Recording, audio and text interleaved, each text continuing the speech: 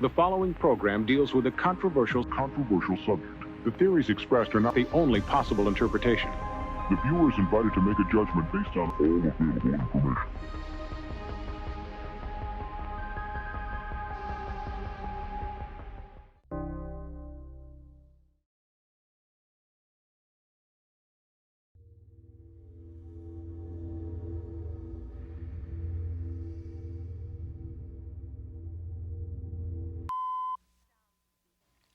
Dumb. Stupid. Crazy. Dangerous. Stinks. In one word, would I use dope? No. I smell pot. You smell it? Yeah. Long time listener, first time caller. Long time listener, first time caller. Long time listener, first time caller. First time Caller. First time caller. After downloading the free Discord app, use the invite link in the description or scan this QR code with your phone to be taken to the Beyond Wednesdays Discord server. First time listener, long time caller. There you will see the Modern Comic Mayhem category on the left with the call-in waiting room. Join that call-in waiting room, set up your camera and your mic, and have your questions ready. Call me now!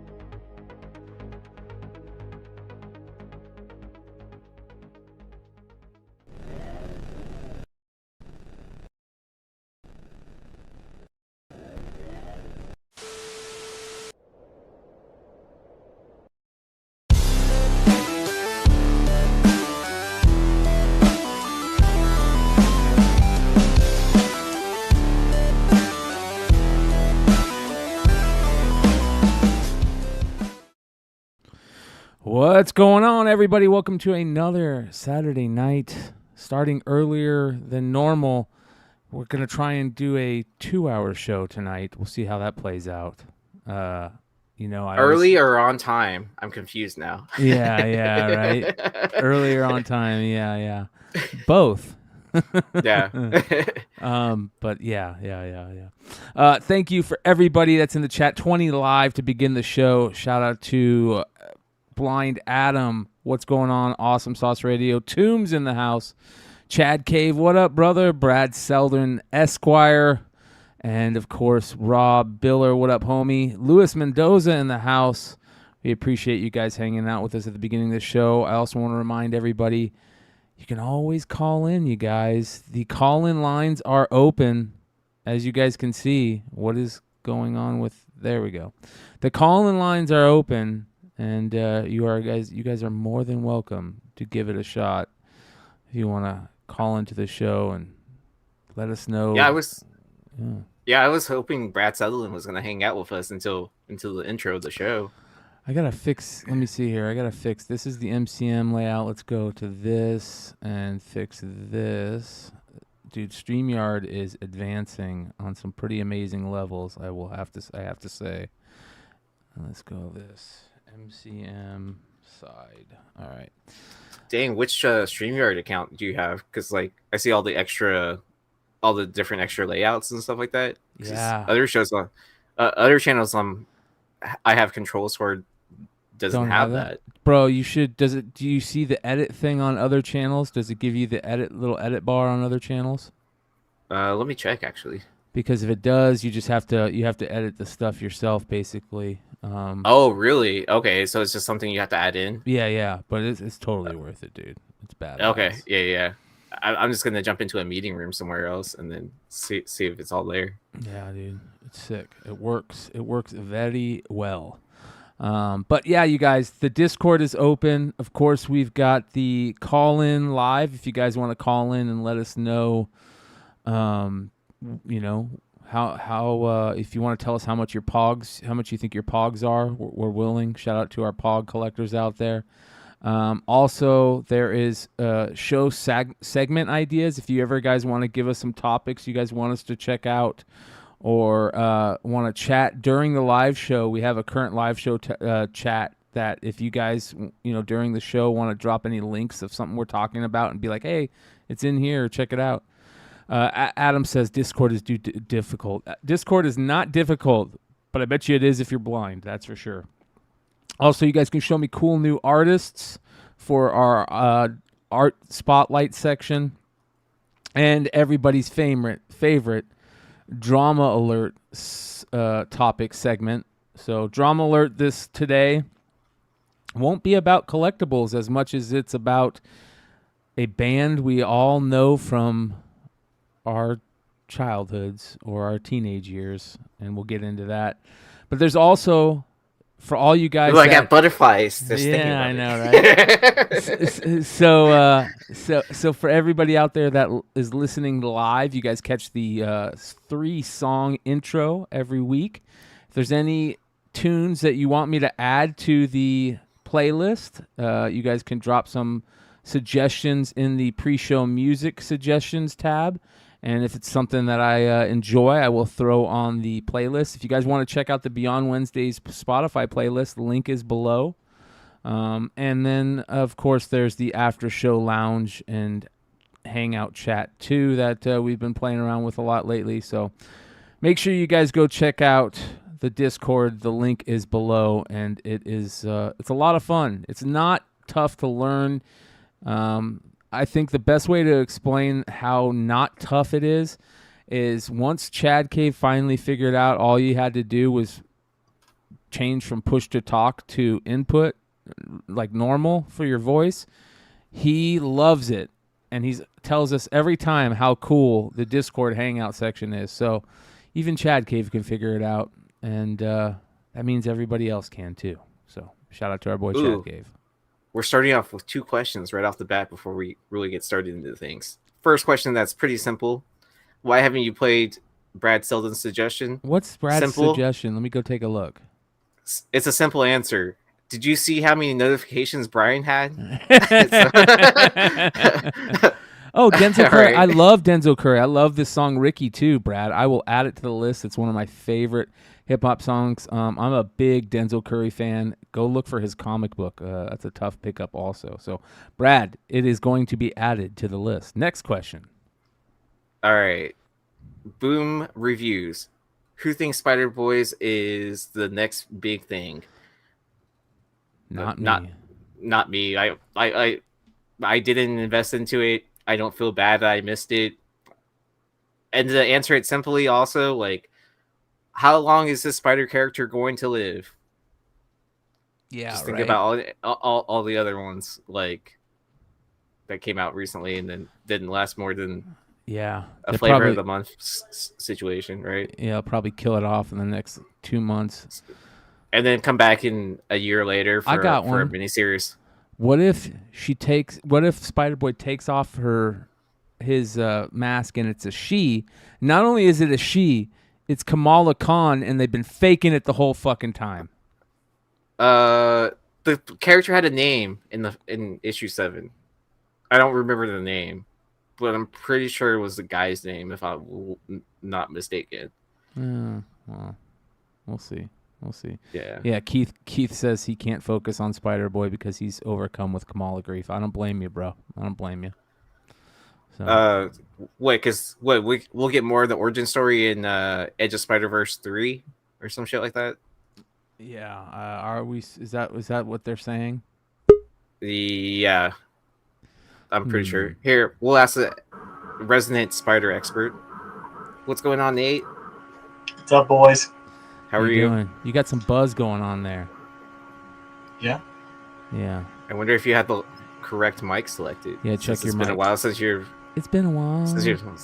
Yeah. Since Nate has been on the podcast, and I can't sing. And it's not that band that we're going to talk about later. It's your fan. It's some type of... There you go. It's gone. Better. Yeah. Yeah, I noticed as soon as I try to get on that my computer shut down, and every time it does that and restarts, you got to reset all the settings. Yeah. How you doing, brother? Good, man. Good. Man, I was gonna hit you up earlier today too to say like, hey, I'm getting that like that itch to like open wax. Oh boy. Oh boy. That's not good. You don't want that itch. It depends. It depends on who you are, how good the itch is, because some people have the itch and they scratch it and they hit big, and some people. I mean, I don't know. The picture you sent me earlier today, or right before we started, I was pretty impressed. That was all Anna. She opened up. That was Anna's. So we went to dinner and we let Alex pick the boxes after dinner. Okay. And he picked 4 Bowman Chrome boxes, pulled an auto out of every one. Oh, wow. Then we did Topps Platinum, pulled an auto out of that, and then did the Leaf Trinity. Pulled they're all autos, so yeah. Pickups are going to be fun tonight. So basically, you're telling me that your son has to touch the box before you open it? He picks it, Anna opens. I didn't open any of them. Actually, I opened one, and I pulled out auto out of Bowman Chrome. So it skips a generation. That's what you're telling me. Something. Yeah. Something. Yeah. But I will say the one that I pulled out of the Bowman Blaster was I don't know who the guy was for his first Bowman, but he's Chinese and it's all characters. It's really pretty. Oh, that's cool. Yeah, very neat. But the guy who works there, I was talking to him. What's that? The autograph is Chinese characters? Yeah. That's badass. It's very cool. Bro. What team is he on? Phillies. On the Phillies, okay. Yeah, we're gonna have to. We'll see that in pickups, I imagine, right? You got it. I think his name's Something Wong. Yeah. But yeah, Anna. Are you sure it wasn't We Too Low? Yeah.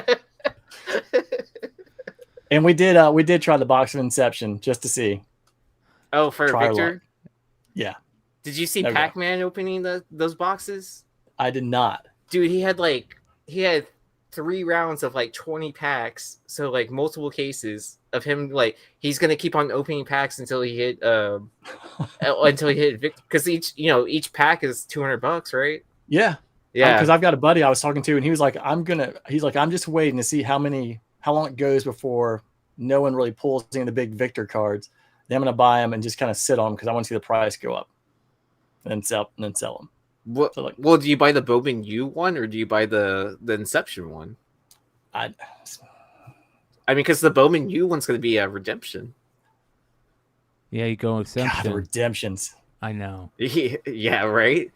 I think there's going to be some fuckery afoot with that out of 99 one, the first ever. I tell you, I don't know if you guys have had the same experience, but opening those Bowman cards this year. When you get to the Chrome, I have found a lot of the cards have scratches or print lines on them. I mean, cocaine dust on them.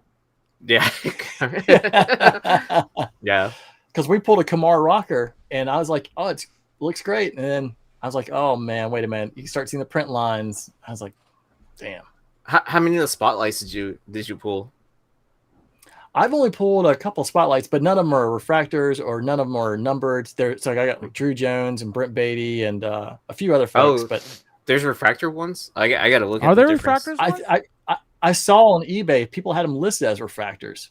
Oh, so I think they're just shiny chrome. I think yeah. There might be, but there are numbered parallel ones. Yeah. There's numbered parallel ones, where there's cracked ice and stuff like that, or the atomic.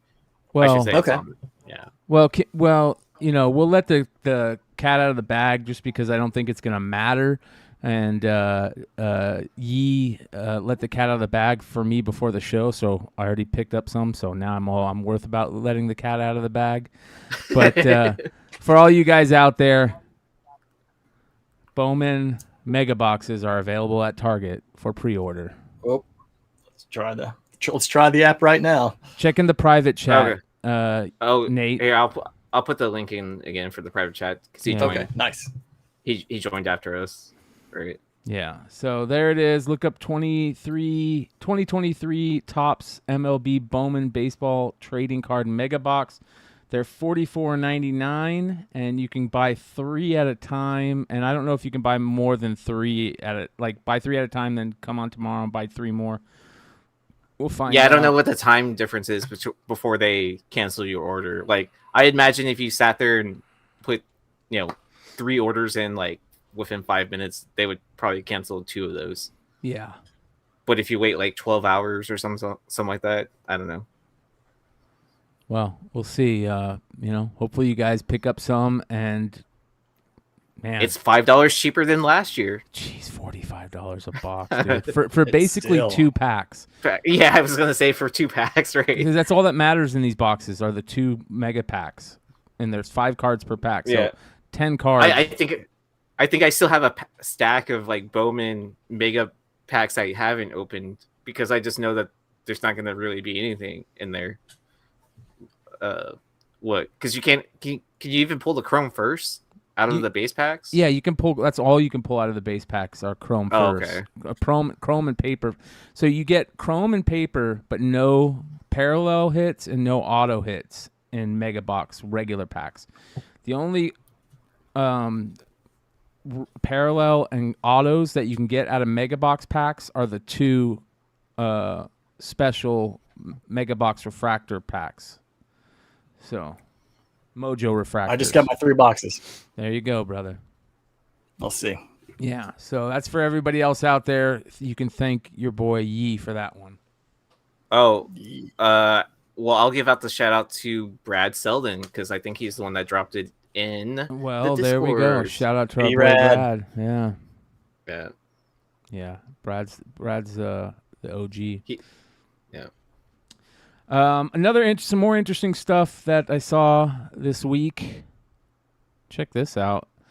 You guys know I love Opus Publishing. I've been talking about Opus for a while, ever since they started. I think they're one of the few publishing companies out there that are really doing things cool for a newer publishing company. This right here is something that they're going to be doing that everybody else has been doing, so they might as well jump on, that being the movie homage route for its collection of comics coming out in July. So as you can see, Opus, the new publisher, just released its free comic book day offerings earlier this month, and they have a Frazetta-verse number 0 that they gave out to kind of give an idea to new readers and stuff. But there are 6 new movie homage covers coming out in July for July's solicitations. Here you guys can see what you got. You've got Frank Frazetta's Death Dealer. What is that movie supposed to be? Oh,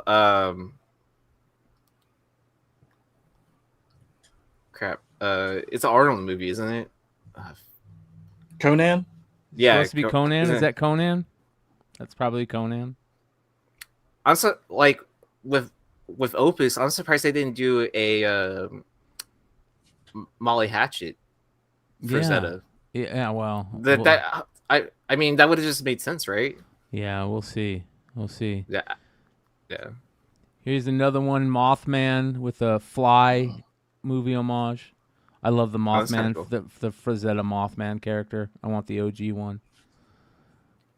So that's pretty cool. And then you've got Frank Frazetta's Tales of Science Fantasy. Looks like a Texas Chainsaw Massacre homage, right? Him coming out of the doorway. Covers. Yeah. And then this one's pretty good. This is the Freshman, right? Gene Simmons' Dominatrix. That's pretty good. Oh, The Graduate, right? The Graduate, yeah. The Graduate, yeah. I don't know why I want to say the Freshman. Because he was a freshman. Yeah. No, Queens of the Lost World. You got the Kill Bill. Nice.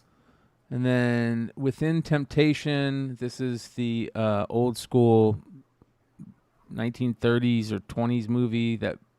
What was that called? Oh, the day the Earth stood still. No. Oh, what's the other one? Star Wars C-3PO is based off the character in this. It's a super old robot movie. Chat will let me know. Yeah, yeah. So there's that one, and I think that's it. Let's see here. What does it say? Based on the music of Within Temptation. So I love how they do that. They're doing. Oh, Metropolis. There Metropolis. Thank you. You got it, Lord Tatman and Tom. But there you go. Some more movie homage books for you guys to be on the lookout for if you guys love those type of things. And you guys know I love Opus Comics. Any of you guys playing Zelda? Oh, go ahead, Yi. I was going to ask, do you think they just ran out of bands they got permission to do comics for? I don't know. That's why they started dipping into movies. That's a good question. Or maybe just to change it up. But anyways, yeah. Yeah, probably. Probably just to change it up. I love they've been doing all kinds of good stuff. Just go check out Opus Publishing. Them and Merc have been really on the radar for me. Of course, Bad Idea also, but all right. Where was I going next? Oh, this is interesting. Anybody playing Zelda yet? Have you guys checked out the new Zelda? I've never really played Zelda, so... Really? You never got into any of the Zelda games? Mm-mm. Wow. The only thing I'm glad I'm not the only person, because I thought as soon as I said I was going to be ostracized, like, oh my God. Because I was the only kid who I had an Odyssey when everyone had an Atari, and when everyone had a Nintendo, I had a Sega. See, I was a Nintendo kid too. Which was Pac-Man. I'm playing Casey Munchkin and Miracle, and then I'm playing Alex Kidd Miracle World. Everybody else is playing Mario Brothers. See, I was a Nintendo kid too, which was the weird part. Like, I just never got into it. Yeah, like it was just like never one of those games I got into or anything like that. Is there a movie coming out for Zelda too? I know Mario? they did with the Mario one, because I went to the Mario Brothers movie, but I thought for some reason that there was a Zelda movie coming out, but I could be way off. I mean, it wouldn't surprise me, honestly. They've talked about it before, but it always gets, optioned and then goes through option hell and nothing happens. But the new game is supposed to be amazing. It's for Switch only. I need to get a Switch so I can start playing. I'm about to get one. Yeah. I almost got one last weekend. Yeah. They look cool. If I've never played Legend of Zelda and you're a communist, I mean, I am Chinese, so it tends to be in my nature, in my blood. Stereotyping. Well, I'll be interesting to see what the Zelda looks like. Diablo 4 is coming out in a week. That is true. That'll be another one. But this is interesting. Mortal Kombat leaked some character info. Let's take a look at the new trailer. Can you guys hear this? It is time. Yeah. Is it echoing? It doesn't sound like it. Time to wake up to a new reality. To a blank canvas that I have painted in with warmth and peace. In my new era, the choice is yours. Whether to live in quiet serenity. Man, that looks good. Or bloody strife. Dude, look how good that looks. It's like a Ghost of Tsushima and Red Dead Redemption got the Mortal Kombat characters in their engine. Wow, dude. To dwell. Holy shit. That's beautiful, man. I love that. That's got both. It's some Dynasty Warriors. Yeah. Or bitter rivalry. Sick. You can face each other as sworn enemies, or united as brothers. Bro, that's badass. Yeah. I just hope to see my favorite character. But a storm is brewing. And soon you will discover that even in this new era, one constant remains.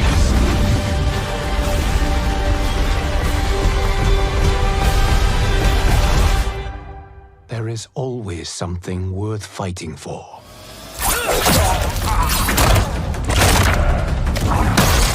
Whoa, hold on here. That's awesome. Yeah. Look at that, dude. But Mortal Kombat's always been the best at like showing the score, right?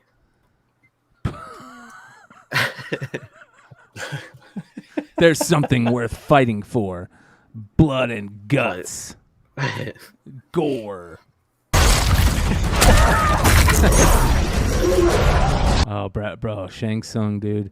I will always remember Shang Tsung because when the first Mortal Kombat movie came out, me and my buddy are like, bro, let's drop some acid and go watch the movie. So we go and watch the movie. We each take 2 hits of acid. We watch the movie. And the whole time I'm watching the movie, Shang Tsung's face, every time that actor's on the screen, whether he's like supposed to be like Shang Tsung or just like a regular character in the beginning, his face is always constantly moving. So it always looks like, and I'm like, bro. Oh, because of his natural wrinkles in his face and stuff like that is probably where that pattern is coming from. No, huh? I remember playing the video game. So in the video game, remember he was always, in Mortal Kombat 2, he was always shifting, right? Oh, yeah. So in my head, I'm like, oh, bro, those are great graphics because I think of Shang Tsung as his face always moving. Well, a couple years later, I watched the movie on VHS, and I go, bro, his face isn't changing. I know his face was changing that whole movie. I talked about it. Well, that's what LSD can do for you at 15 years old. So it's what happens when you just before you go see a movie, right? Yeah.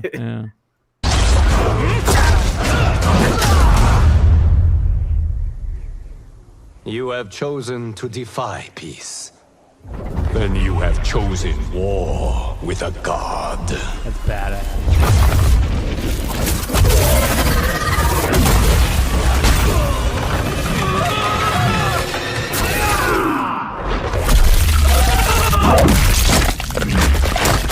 Jesus, man, the Foley guys, the sound guys that are working on this game, I mean, they're doing a lot of like mayonnaise punching.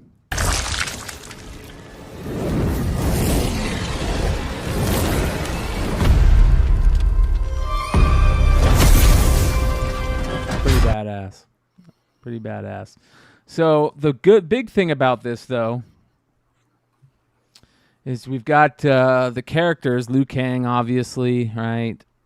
Scorpion, Sub-Zero, Katana, Melina, all characters we saw, Kung Lao, Raiden, Shang Tsung, Johnny Cage, right? We got all those characters. But the characters that you didn't see... Hold on. Oh, do they have character lists for this already? The characters you didn't see are the ones that have leaked. Omni-Man. Oh, what the fuck? Omni-Man will be there, and so will Homelander. Homelander will be there. Omni-Man will be there. Peacemaker will be there. Well, they had Spawn in the last one, didn't they? Yep. So Spawn should be there for this one, I think, too. So here are all the downloadable character packs.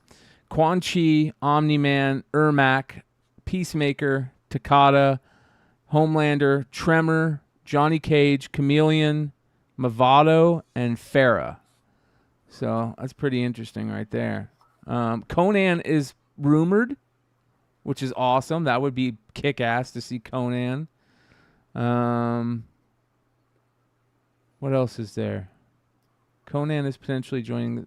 So other than that, I don't know who else could be in there, but that's kind of cool. I would like to see Conan in there. But Omni-Man and Homelander is awesome to see in there. Shout out to Robert Kirkman. That's pretty cool. You would think that, they would put Invincible in there, but no, let's put Omni-Man in there because he's evil as fuck. Anybody out there? It's pretty bad. I was gonna say it's pretty badass to have Homelander in there too. Yeah, Homelander's such a great character, man. He's a perfect Mortal Kombat He's character. perfect for it. Yeah. Yeah, exactly. Boom says win. I agree. Peacemaker should be pretty funny. He'll have the jokes, the one-liners for sure. Wouldn't Omni-Man? A little disappointed Mighty Mel V didn't make that list. maybe next go around. Yeah, maybe next. Mel the dinosaur. Mel the dinosaur. Oh yeah, that would be fantastic. Yeah, so that could show up in some sort of Marvel. Oh, Marvel versus Capcom. That's what they need to bring back and put Mel the dinosaur in there. There you go. Yeah, not gonna happen. Not gonna happen. Mel won't allow that. All right, hold on. I got some more good stuff here. All right. Did you guys see this? We got a new Swimsuit edition comic heading our way. It's J. Scott Campbell too, huh? Yeah, J. Scott Campbell cover. There you guys go. It's called Nort's Illustrated Swimsuit Edition. And then there's the J. Scott Campbell cover. It's got pinups, just like the old Image Swimsuit Edition where J. Scott Campbell got his start. It's got pinups by tons of artists out there, including these. There you go. There you go. Do you think Marvel will do one? Look at Batman. Why does Batman wear his mask? Get the fuck out of here. He looks like he's going to some kind of, I don't know, maybe a GIMP reunion at the beach. Yeah, like what the hell? He's not wearing his mask. And look at his, get the fuck out of here. S&M. Terry Dodson. Reunion on that guy. Terry Dodson. It's what happens when you hang out with Catwoman, right? Yeah. She has all those whips and she's into the weird shit. Yeah. Yeah. What? Harley right there. Nightwing. Who's that? What's her name? What's the Zoe? What's her name? The Wonder Woman character from Brazil. Oh, Yara Flores. Yeah. That's who that is, right? That's got to be who that is. Or is it Nubia? Could be Nubia. You're right. Probably Nubia. You're right. Poison Ivy. Because didn't she have a cover last year? Nubia. Yeah. Maybe. Wait. Because didn't they do swimsuit stuff last year as well? I think they did. Yeah, I think they might during the summertime. Yeah, you might. If I'm not mistaken. Yeah, you might be right. That's pretty interesting. Nubia, thank you. Yeah, it is. It is Nubia. But yeah, there you guys go. I gotta tell you, Brian, when I was younger and I worked at a comic store, and you get the swimsuit edition, the comic version. Always had to wonder a little bit about the subscribers who would sit there and overkill. Like, can you believe how good she looks in that swim? I'm just like, she's not real. Like, holy mackerel. I was like, the Playboys are right down there. If that's what you're looking for. You got to come behind the counter to get those. They're hidden. But wow. Well, I didn't see any Adam Hughes in there, but don't worry. One of our favorite IG accounts out there, James Kreider, aka Brains, has gave us our Adam Hughes swimsuit for this year, our little fix with this. How many of you guys remember this? Teen Titans 93 from 1992. Here's the cover. Be on the lookout for this. As you can see, there's the Adam Hughes on the cover. Early Adam Hughes art, but in the interior, it's got a killer pinup of Starfire. And then, of course, it's got the famous expose cover that he did, too. So I love that James put this out. Make sure you guys are following James. He's one of the best in the community. He's got such a great collection and page, and he's got great taste in comics. But, yeah, very, very cool. So be on the lookout for this. If you guys don't know, add it to the Adam Hughes checklist. We love Adam Hughes stuff, and this is one of the rare Adam Hughes non-cover picks. Most Adam Hughes stuff is cover pick stuff, but not this one. This one is interior work. You get some great interior stuff by Adam Hughes, which normally you don't get. So, Teen Titans 93. Love that shit. So, Nate, what do you think about that beautiful done pinup? I'll make sure to get you that Aquaman pin up, and I'll get it CGC'd for you, so that way you can have it slabbed and hung up and always take a look. In this space right here. There's room on that wall. Yeah. So and then I can use. I'll talk to James because Hive has the the whole. Well, see, I still have some empty Infinity frames from Bird City. Yeah, that I can fit right there. So there old school. Go. So I've been around for a while. Up real nice. Yeah.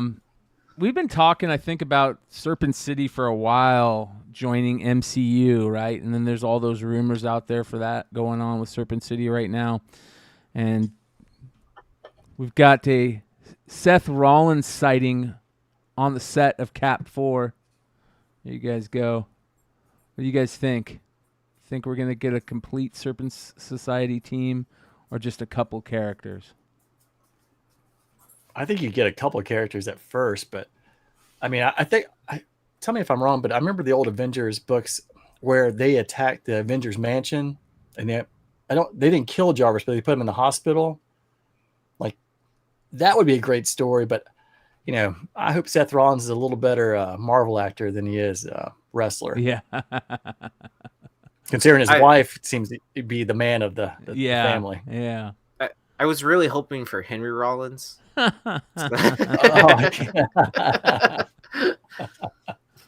So for those of you guys that go back don't to Sons of Anarchy for that. Oh, okay. For those of you guys that don't know about Serpent Society, here you go. First appearance, right? Captain America and Falcon 163 was first appearance. It says here, the one that started it all, a small team led by a villainous poisoner known as the Viper, which included fellow villains the Eel and Cobra, who debuted in Cap 163. You guys can see that there. So be on the lookout for that. Serpent Squad. And then in 2015, Captain America Sam Wilson #6, another version of the team showed up. So there's multiple versions of the team out there, but go take a look at all the Serpent Society spec. It might be something to grab if you can find them in dollar boxes, and I guarantee you can. Like, maybe not the 163. I always wondered about He-Man, if like they got their thoughts about, you know, King Hiss and, you know, that whole Serpent Society from Marvel. Because there were so many characters they ended up coming out with, but looked like, yeah. Man. But it'd be cool to see them. I mean, like if they do it right, just like anything else, I guess, you know, with Marvel, if it's done correctly, it could really launch be off really into good. space. Yeah. It says, are things now coming full circle with the Serpent Society apparently joining the cast of Captain America New World Order? It wouldn't be so far-fetched. Sam Wilson fought the Serpent Squad in his time as Falcon in comics, and later fought Serpent Solutions alongside Joaquin Torres, who inherited Sam's Falcon mantle, who also was spotted in costume on set for Captain America 4. So, there you Wasn't go. Harrison Ford cited as well for Captain America 4? Well, it was the what's it called? Ross, Thunderbolt Ross, right? Mm-hmm. Yeah. Yeah. Oh, for yeah, because isn't he supposed to be like Red Hulk or whatever? Yeah. Yep. Here we go. For those of you guys that don't know who Seth Rollins is.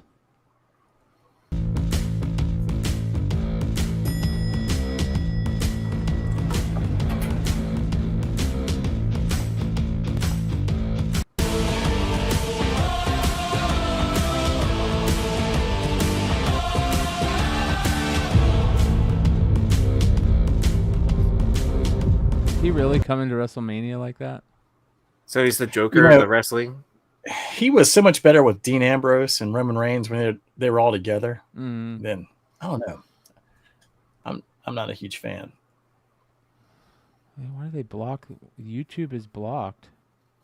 The fuck? Fix your Broken shit. link or something? Yeah, maybe. Which doesn't make sense because you can still play the video from the website. Yeah. All right, whatever. Cobra, be on the lookout. Nick Spencer and Daniel Acuna's Captain America run also saw Sam Wilson take up the Stars and Stripes for a very topical story that reflected an American dealing with police shootings, acute racial tensions, and the rise of far-right groups. Sam's first serious threat came with the return of the villainous group called the Serpent Society, a mercenary trade union made up of snake-themed killers that deal in dirty work for the highest bidder. And that's where I think that we're probably going to see that type of idea taken from that run. Obviously, it fits more than the early Serpent Society stuff. So be on the lookout. Hate Monger, that's another one. Be on the lookout for that. Of course, Taskmaster. Can we get the real Taskmaster? Will the real Taskmaster please show up? Sure. God, if only. It's such a great image right there. So I can't wait for the such a female cool Taskmaster character. and the Yeah, male they butchered Taskmaster that. hook up. Like... and they give us the real Taskmaster. And then the baby Taskmaster shows up, and then all of a sudden, I don't know. Yeah. Two more Deadpool characters are returning for our Deadpool 3. Who do you guys think it is? I think you guys know who it is. Two of my favorite I hope characters. it's Peter. Yeah. Weasel, Cable, Peter was the best. Brad Pitt, the invincible person, right? Domino. Domino is awesome. Oh, Yeah, and she's great. Teenage Warhead. Yeah, All right, that's a good one. Negasonic Teenage Warhead and Yukio are back. I love Negasonic Teenage Warhead from the movies. She just does this. She plays such a great role of that character. Great writing for that character. So they're coming back. We'll see them. So does it mean her and Colossus are the two X-Men living in that huge mansion just by themselves? Yeah, just again. Yeah, as usual. Yeah. So be on the lookout for those Negasonic Teenage Warhead firsts. They always sell decent, right? You can still sell them for $5-10. I know those. Those dipped down for a while because it's an all new X-Men book. Yeah, all new. It was from the Morrison Quietly run, right? Yeah, I think it's like 110 or something like that. Yeah, it's got variant cover too for it, right? It's got the Wolverine cover, and then there's a Cyclops cover for it. If that makes sense. Let's see where they. If I saw the cover, I'd be like, "Oh yeah, that's the one." Yeah. Just like I was kind of hoping they bring Black Tom back just for the jokes, because after he gets killed, he's like, "You killed Black Tom, you racist." I was hoping Shatterstar, more than just jumping out of an airplane. Oh yeah, because he went. I wish too. I like how Peter's sitting there in the plane putting suntan lotion. Yeah. He's like, I don't know who this Cable guy is, but I guarantee he hasn't killed as many people as advanced melanoma. This is a new comic coming out that looks kind of interesting. I'm a fan of Steve Niles ever since 30 Days a Night. That's where my love for Ben Temple-Smith started too. Steve Niles and Ben Temple-Smith, they just really came out with a bang on that. And this is a new horror book coming out. Bryn Mawr, 30 Days a Night creator, has reunited with Damian Worm for a new mini-series, Bryn Mawr. So that looks badass right there. First issue of Bryn Mawr, a new 5-issue gothic horror from Steve Niles and Damian Worm. Mark Turner must return home and confront his troubled past once and for all. Unfortunately, home in this case is a cursed island, and the locals aren't exactly thrilled to see a member of its founding family return. It's a typically compelling opener from Niles, who at this point must be considered for a modern-day master of horror. So Worm's art is heavy on doomy atmosphere, and it's certainly a tantalizing start to a promising new series. So be on the lookout for this. If there's any Steve Niles or horror comic fans out there, this looks pretty interesting. That's a great looking cover too from IDW. Right there. I just love the trade dress. Fits. This is a great comic book cover.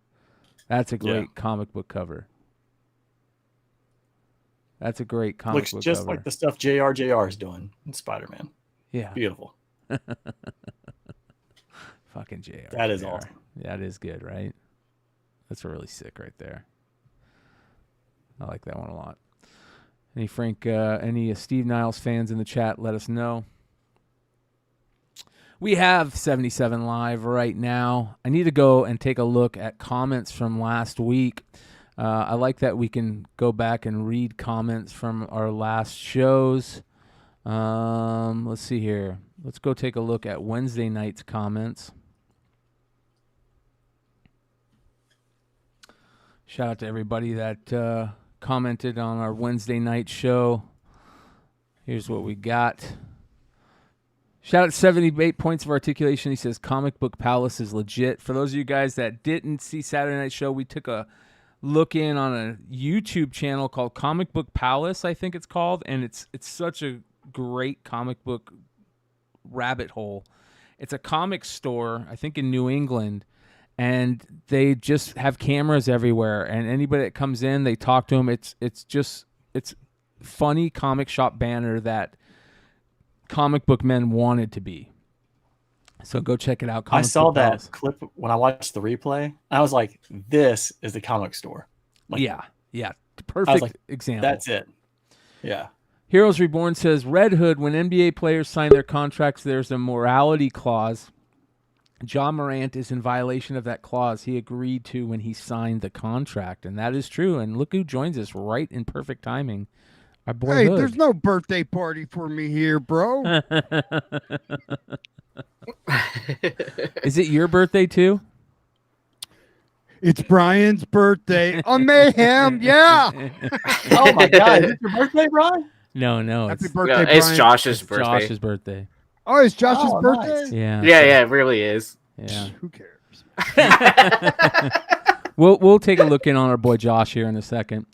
But yeah, here we go. Somebody Heroes Reborn talking about the morality clause in NBA. There's morality clause in a lot of people's contracts. You know, even if you're just working, you know, somewhere normal, you have. I know we had to morality. sign him to be on the show. Yeah, I mean, even guests here got to sign a morality clause. So be That's why ready. Joe was late. Yeah. Oh, we do? Yeah. Well, you signed your life away, so the morality clause has already considered that in your life. So just know that. You know, they're making a big deal about the gun and the optics of it, right? You know, and people are on the fence that, well, it's not illegal in Memphis where he's at, and he's not on NBA grounds, and so he's really not committing a crime. But you know, when you represent a company, like it's on and off the clock. You know what I mean? You're a face of the franchise. But here's my thing: if we're going to hold him accountable in that way, like, are we going to hold these athletes accountable for being deadbeat dads that have like 6 or 7 kids from about 5 different women? You know, and it's all about the message, right? So if you're going to make a big deal about gun violence and the message around there, make that a big deal too about guys like having babies and being deadbeat dads, and you know, and it's just like it's not just that. I'm not taking a picture of the 5 kids that I don't pay right money to, and put like it on Sean Kemp. Facebook. Sean Kemp has 17 fucking kids, man. To send them shoes, you know. Yeah, send them shoes. you know what I mean? So like, the NBA's got more problems than John Morant holding up a gun on social media. Well, you gotta remember too, he's the only one doing it. Having like, a gun's just like having a driver's license. Like, you know, everybody in Memphis have one. They've got married athletes and titty bars and making it rain and shit like that. And come on, man, you know, you got athletes smoking weed and shit like that. You think, you know, all the smoke with Steven Jackson and their podcast over there where athletes are coming on that are in the NBA right now and talking about smoking weed, you know? Yeah, but depending on where they are, it could be legal in that state. Right. So too. I bring so yeah. what are we saying here? Like, we're going to hold John Morant accountable? Like he wasn't committing a crime, right? It's the same thing, bro. Yeah. Yeah. So, where it could fall under that absolutely. Like, so, okay, like, you know, everybody gets on their soapbox, and the, you know, people that live in glass houses shouldn't throw stones, right? Yeah. Chris Greaves says, I got a few of those signed mom books before they limited them to 1 per customer at Midtown. Then I sold them to you. Then I sold them to you, Yanks. Lol, thank you. Shout out to Chris, our UK listener. That's pretty smart. Mr. Vanguard says the Comic Book Palace has been on YouTube for years. It's all real. It started off as a documentary. That's what I gathered. And Luke says the Comic Book Palace is wicked. I've been watching Glenn since the beginning. Great show. You need to check out his intro to episode 19 based on Jeffrey Dahmer. So I think we probably need to go take a look at that right now. Makes me a little nervous considering I saw him regularly. That wasn't a pretty picture. Him impersonating and trying to be like Jeffrey Dahmer is a frightening thought. Yeah, that's crazy, dude. Oh, did you hear about Nike pulling Josh Shue off their website?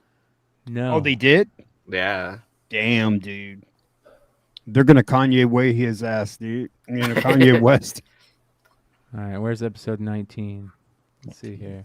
Episode 23, 20, 19. All right, here we go.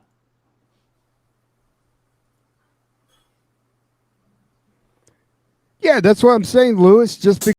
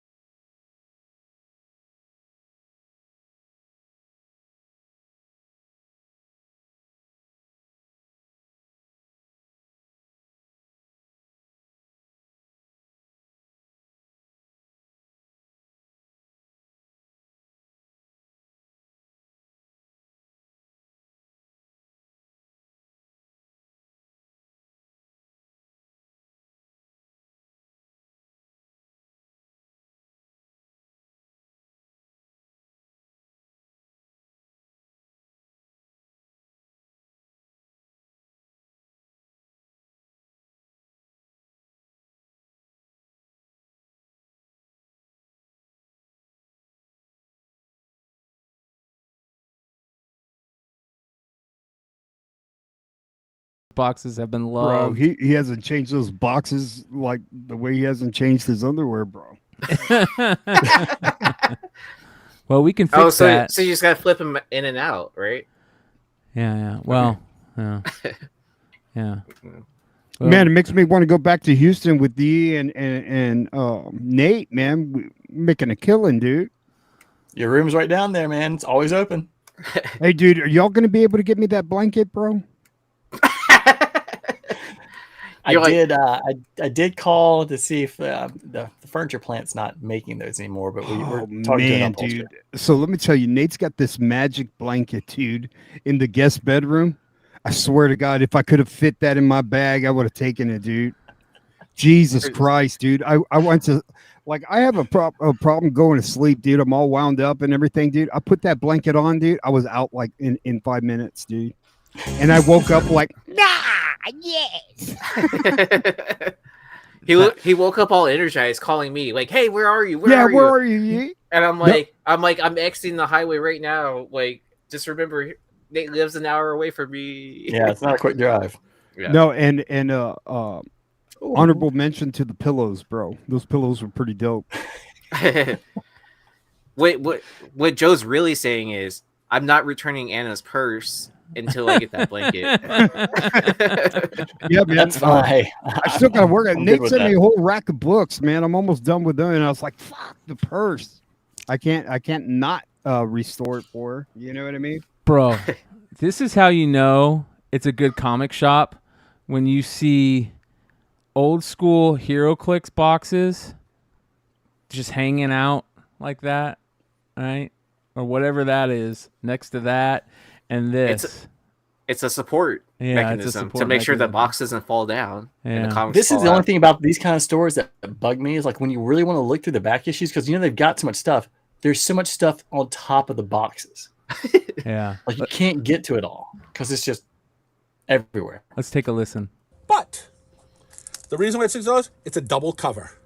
A lot of people collect these double covers because they're extremely rare, and it usually does a lot extra, puts a lot added on the price. What number is that? It's a misbind. 23. So 2 covers were bound onto the book. Is that what that Yeah, is? yep. Oh. The thing is like, it's a Suicide Squad. I have almost that entire run, and I'm like, I just don't remember any other book in that run being more than the first one being around 50. Yep. I hate people and like the this. one that's a tie-in for Barbara Gordon getting I hate people that come in and want to argue with a comic shop owner about whether a book is worth anything or not. I own that whole run, and I don't remember any book being there worth anything. Let me look on Key Collector. And this is Barbara Gordon as Oracle. Okay. So now here's one cover. You flip it over, and there's your second cover. If you get this graded, you'll get 2 grades. But they put the inside covers, the highest graded. Most likely, it's usually the inside cover. I sold a Fantastic Four that had a double cover. The outside was trashed, and then when I flipped open the inside, the cover was beautiful. I got like a very fine price for it because the inside cover was so nice, and the pages were nice, but the outside was trashed. Here's my Suicide Squad. 19, 20, 22, 24, 25. All around it, baby. Yep. So the Yeah, you're a douchebag, and you just played yourself. I got to tell you, if this place is the Comic Palace, I'd hate to see the Comic Trailer Park. It's not well kept. It looks like a cool shop because it is not big either. If you look at the dimensions on watching that video, it looks really, really, really tight. That's where you go. Hey man, where's the bathroom at? Right there. Anywhere. The trailer park one. That guy, tornado hit it, right? I know because I think a tornado could actually do some improvement. Yeah. Oh, for the palace or for the trailer park? A little bit. Well, either one. All right, you guys ready? What are we doing? Oh, you Red Hood. This is your segment. Win by Drama.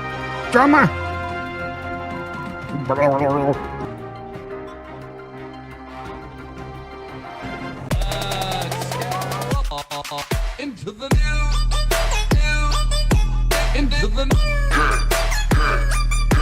into the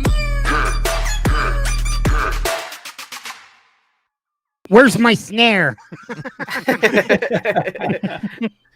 You got to turn it up in the headphones, right? Yeah. Turn it up Well, today's drama alert, ladies and gentlemen, is brought to you by our boy Big Leg, who decided who decided to take me down a rabbit hole of 90s and early 2000s nostalgia by dropping one message in my DM that says, "Do more drugs, dude."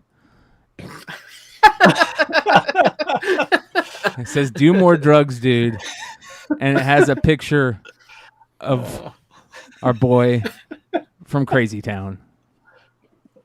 Lady, you're my butterfly, say sugar, baby. Come my lady, you're my pretty baby, I'll make the leg shake. She makes me go crazy. Come my lady, come my lady, you're my butterfly, sugar, baby. Come my lady, you're my pretty baby, I'll make your leg shake. You make me go. Hey sugar mama, come and dance with me. The smartest thing you ever. He's got no teeth. His teeth are gone. That's really messed up, E. That's really messed up. Yeah. I thought he was a SoundCloud. I think of SoundCloud. Nate Diaz later in life. I don't think so, dude. I don't think Diaz is going to go the... I like Nate Diaz, but for some reason it just hit me. I don't... Yeah. Like, with all those face tattoos, I thought he was a SoundCloud rapper for a second. Yeah, right? Well, this took me down a rabbit hole. You see how messed up he is. It's unreal. What's What are you this talking guy's about? It name? looks fine. Yeah, yeah. Yeah. Well, it's fine if you're messed up. Yeah, if you're messed up, yeah. And it took me down this rabbit hole to see what's going on in the world of Crazy Town. Well, ladies and gentlemen, our boy Shifty decided that he was gonna. Well, who's you know Shifty? That's Shifty right there, bro. That's Shifty right there? That's Shifty. Well, you know outta he's one here. step closer to the grave with a Pink's hot dog shirt on, and you're a musician. Like, those two don't mix well together. Well, you know why his name's Shifty. We all had that crackhead friend or that meth friend in high school that either was his nickname was Shady or Shifty. Guys, man, I just want to check in and Here's another nostalgia band from that same time period. I was so big on this band, Head PE. Remember Head PE? Head Planet Earth. They were into aliens and shit. give you an update on what's going on out here. Head PE had to kick Crazy Town off the tour, you know. We're not saints by any means, you know, and Head PE has done some crazy shit, and I'm not passing judgment on Crazy Town or Seth or anything like that.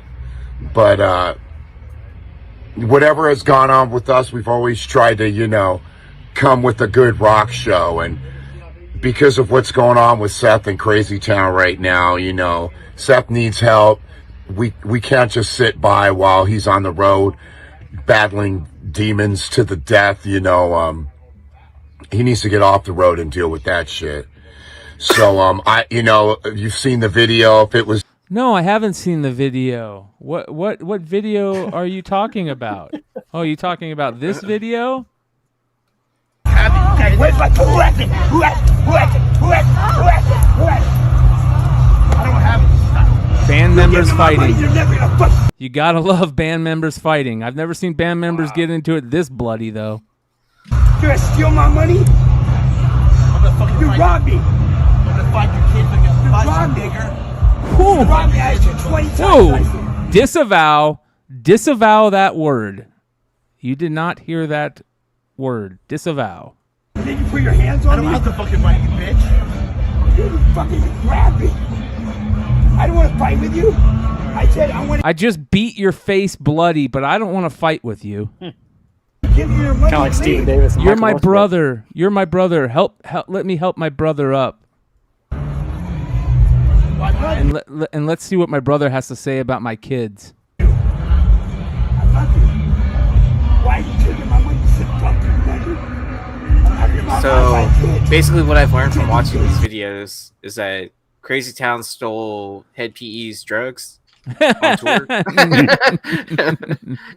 And then they got blamed for okay, homeboy. Listen to this. everyone else. I'm gonna kill your fucking kids. I know what you're gonna bust, but nigga, you're robbing me. I'm gonna take your fucking kids and cut their throats. I hit you in the head, bitch. Dude, bullshit. Yeah, you ain't never wanted to. How far does this go? We'll mute it just in case and take a look. But yeah, bandmates fighting over drugs and money is not a good thing, especially when those drugs include meth. And you can see certain times throughout this tour he has teeth, but he did not have teeth in the latest ones. This is crazy, dude. Look at his face. It's all bloody and fucked up. So did he lose it from fighting, or did he lose it from doing drugs? Is what I'm confused about. Oh, bro, those teeth were lost by doing copious amounts of methamphetamines. Okay. Yeah, they were. And then probably got knocked out while he was fighting other people, right? Yeah. Bro. Or maybe a little bit of both. I don't know. There's a way that. Sucker. Hey, turn on the sound, man. Fucking hit me when I'm trying to talk. I'm gonna kill your kids too. I'm gonna kill your kids too. Gotcha. I'm fucking. Stop! Just stop! Who are y'all going for? Common sense. Every time he hits him, he says, "I love you," and then he hits him. Yeah, I'm gonna kill your kids though. Yeah. What up, nigga? What does he keep saying that? Disavow. We don't like that. Disavow. Jesus. Maybe it's good he's getting whooped up a little bit. I keep turning. Yeah, it is good that he's getting whooped up a little bit. You're right. Yeah. Don't say that shit. You need a bloody face. I It's a sad don't think there's a story. winner in anyone in that fight, right? Like There you shouldn't can't be. root for the racist Social person purpose. or the drug addict, right? Well, the sad part is all those racist words came out, and like, what did they expect? The lead singer, head PE, is black. What, do you think that he was going to be okay with that? It's just a fist fight between band members. We could maybe I could be the first one to kind of, mediate some shit like that. But this is a lot deeper. It's a lot messier than that. So it's definitely sad for us, because I consider Seth a homie, but just couldn't keep it going. And head PE doesn't support the shit that's gone on, the shit that's been done or been said by Crazy Town. So I just wanted to check in with you guys and let you know that's where we're at on that situation. So peace. Yeah. So the crazy part was they were almost done with tour too. Look at those dates. Yeah, I know, dude. That's the crazy part, bro. And they were, they needed that money for more meth. So it's kind of a bummer, huh?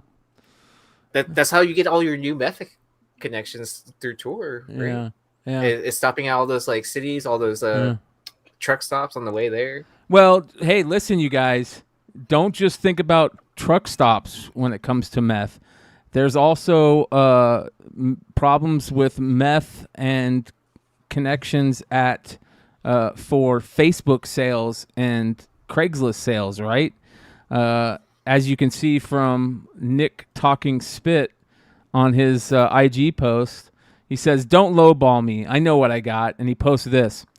"What's your lowest you'll take? Lowest I'll go is 700. Will you take 200? Sure, why not? Okay, where do you want to meet? I'll meet you at 101 Main in Burlington, about 10 minutes. Sounds good. Hey, I'm here. Cool, head inside. Into the comedy club? Yeah, then head up on stage and tell your jokes to somebody else." That's how you fuck with one of a lowballer, my friends. That's old. It's right? good. Whatever it is. Yeah, I mean, good. it's classic. Yeah. It's a classic good comeback, but yeah. Whatever Man, it you're is. tough, Aaron. Am I tough? Yeah, you're tough. Man, Brian, that's old, man. Seen it. Swipe next. Yeah. Sorry about that, Brian. Get him off the show. What are you doing? Get out of here, Aaron. Yeah. All right, I'll leave. Yeah. Hey, come on. Florida Republican Governor Ron DeSantis hit with more bad news as national book publisher and comic book publisher or distributor Penguin Random House files a massive federal lawsuit against a Florida school district over its removal of books about race and LGBTQ plus identities. The lawsuit accuses DeSantis and the school district of violating the First Amendment by removing 10 quote-unquote woke books from library shelves. Very interesting. I'd love to know what people think about this comic-wise. Is there comics in school libraries yet? Well, Disney, they nixed What about like trade paperbacks? $1 billion project that they were going to build another Disney playground out there that was going to create about 20,000 jobs. Yep. And they nixed it. So. Yeah, pretty Wouldn't sad. there'd be the Scholastic Star Wars books and stuff like that, or Marvel ones? Yeah. Well, Disney, speaking of Disney, you guys, they could be in more trouble. Indiana Jones and the Dial of Destiny, 48% tomato meter. That's pretty sad. Well, if anybody thinks that this was going to be a good movie, you're fucking stupid. Yeah, I agree. Right? I mean, they should have just ended it at Raiders of the Lost Ark. You know what I mean? What are you trying to now, say? the third one was okay with River Phoenix and yeah, I love the third one. Yeah, that was one of my favorite ones. because River His Phoenix dad. looked like a young Harrison Ford, you know, but other than those two, like, bro, stop, bro. What are we doing? Like, what do we need to say that we didn't get a chance to say in the other fucking shitty movies, you know? Yeah. He's an old man. He already found the Holy Grail, bro. You know what I mean? What's left? Yeah. He found the Holy Grail. Yeah. Like, it's over. Like, hey, bro, if I go find a ASM 15 and it comes out to be like a 9.4, 9.6, I'm done. I'm retired. I don't need any more books. Yeah. You know what I'm saying? So, Like, so do this you guy think, found the Holy Grail. There should be no more movies, dude. so do you think that 52% of the people that liked the film, those are the same people that like the Crystal Skull film? Probably woke fucktards. I wonder if, like, I should ask Pop Sequentialism, because he used to review movies and he was a critic and that was the thing. I wonder if they show like trailers of other movies to the critics, right? Because if they're good trailers, right, it puts them in a good mood, and then they watch the movie and then they give it a score that really didn't deserve that score, right? So I got to hit him up and find out. Yeah. Joe, I want you to review Echo when it comes out on Disney Plus. Dude, I'm giving that the and luckily, vomit. you won't have to wait for week over week, because that is actually going to be a series they release at one time, so you can watch the entire bag of shit. When do they plan to release that? Like, please don't Hopefully tell something me. about 10 minutes after Never. Disavow. November. Disavow. Like, have they even like started shooting that show? It's dropping in November. Yeah, it's Are you almost done. fucking serious? Yeah. And then they're crying that they're losing money? Bro, like, who told you to go make Echo? Like, ask any comic book fan out here, like, hey, would you like to see an Echo show? No, bro. More than anything. More than bro. anything. How about the X-Men Fantastic Four? How about Wolverine? Echo. Okay, we're gonna move forward with that. Thanks. It's like there's agendas, dude. Like, and when these agendas, it's like we're the customer. You know what I'm saying? Like, it's like going to a car dealership and you want to buy a fucking Corvette, and they're like, you got to try this truck out. No, I want a fucking Corvette. I know, dude. I know, but just sit in this truck for a little bit. So that means you're not taking your Echo books to CGC next week to get signed? Was she signing? Oh, when that's I right. saw that, oh my god! Yeah. For what? I was hoping you'd bring that up. For what?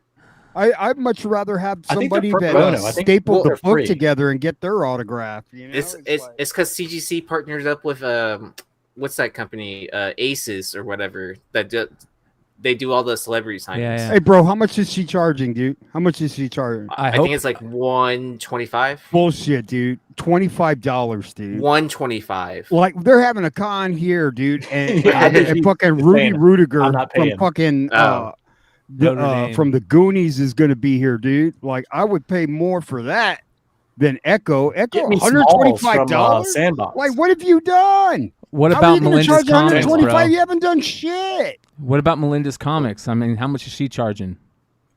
I have no idea. And who is Melinda? She's the one that drops eyelashes into her signatures and makes like I saw simps go that, crazy. and it was like, is she like an influencer and whatnot? Yeah. Yeah. Well, speaking So of how do whatnot, you get a signing, dude? Hey, bro, I'll do a Red Hood signing. I'll sign for $1, bro. our boy Decor has Still a seems new logo, and I saw that. But then I saw he's going after our boy Rage Theo. Rage Theo, one of the good guys over there. Decor's going after him, and I do have What'd to he say, do? I don't know, but Theo is one of the good guys over there. I will say that.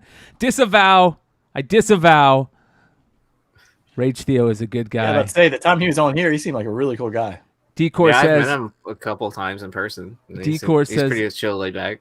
That's right. The absolute train wreck that is Whatnot just keeps finding ways of making itself the It's Morbin time of the community. Yes, a fucking tip feature. So now not only can you pay for ridiculous overpriced books to these con artists, but you can now tip them for doing so.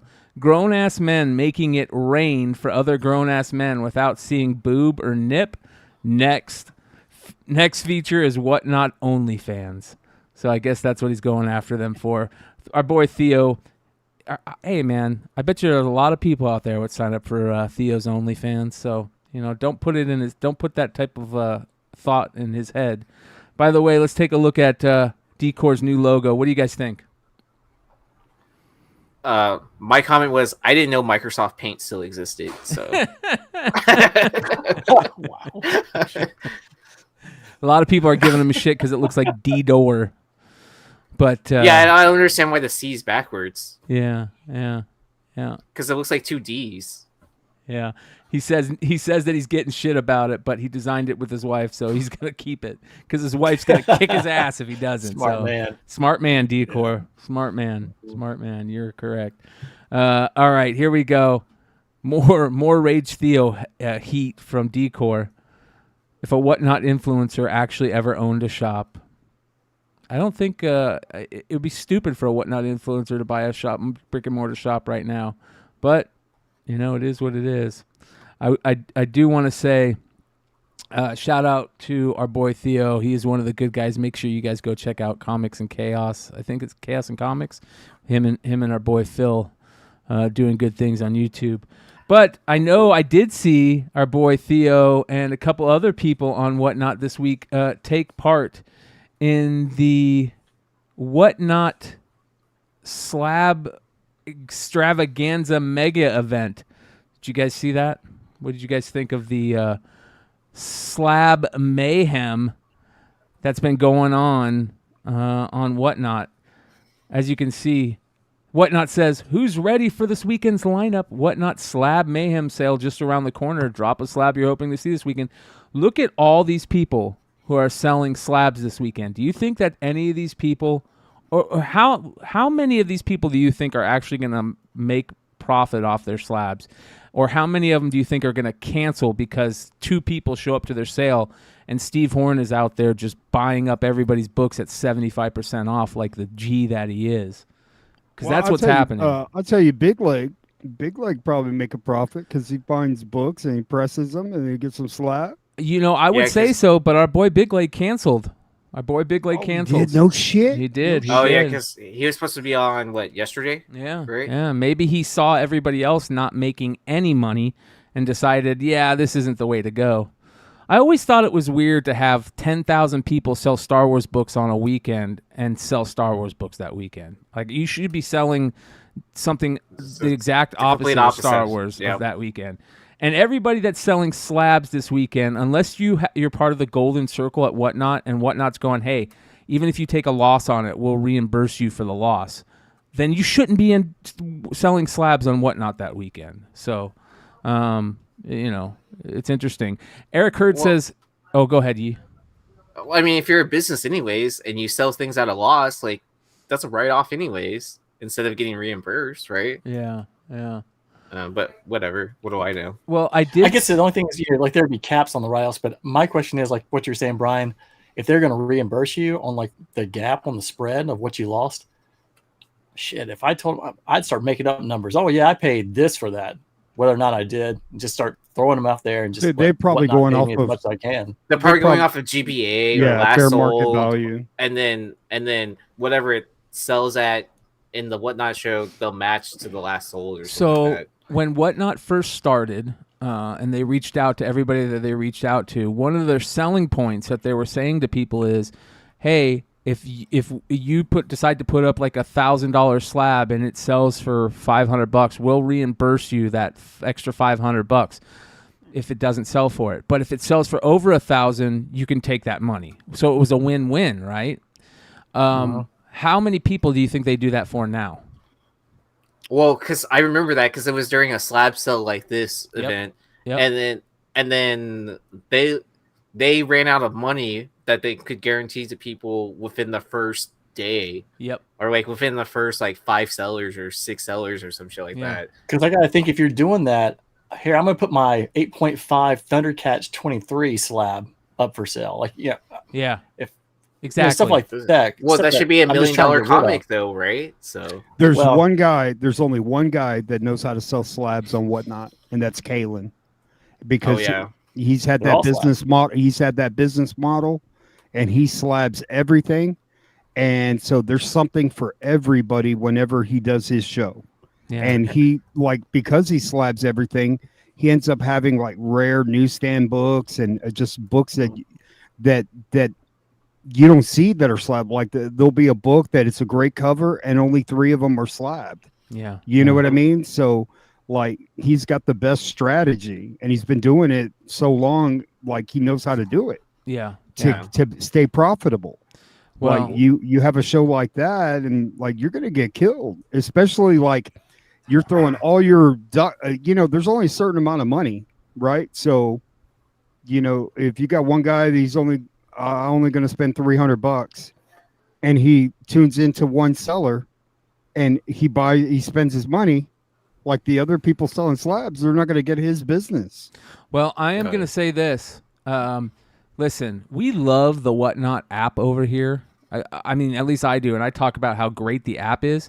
So I'm going to say to the people out there right now that are listening live right now, you have the rest of today and tomorrow to take part in this Whatnot slab buying extravaganza. I'm telling you, you guys can get. And what have I been saying about Whatnot since the beginning of Whatnot?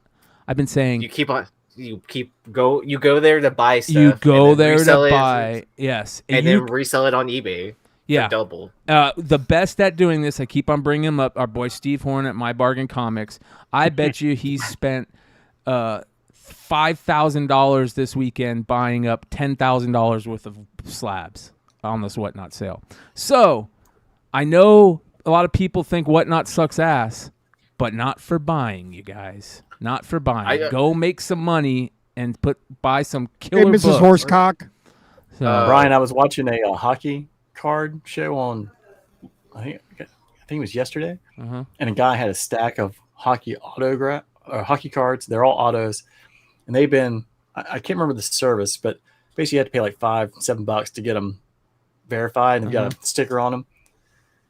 It's all a lot of 90s stuff, bunch of Chelios, Wah, Hulls, kind of anyone you can imagine, not Lemieux, not Gretzky, but like Hall of Famers. Just a lot of big names. And these cards max are going for like $14. I bought a couple of Lewis Hamilton. I mean, just tons of them.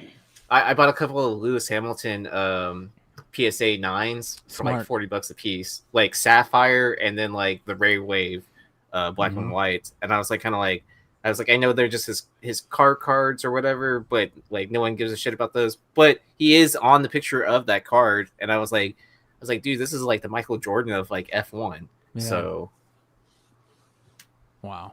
Well, listen, a lot of people have been reached out to me about the people that not making money this weekend selling there, but the people making money buying, which is a good thing. Shout out to our girl, Danielle, aka Nerdy Girl Comics, that is doing it right. Let me show you. Her and Theo were two of the people that I remember thinking they are doing it right.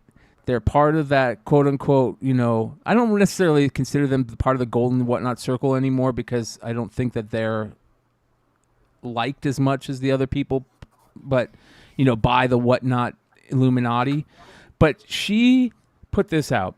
Weekend of Slabs. She's going to be doing the Slab Mayhem on Whatnot, but that's not what she's advertising. What is she advertising? A slab sale on IG. Look at all these slabs that she is selling on IG. So there you go, guys. Oh, nice. You know what I mean?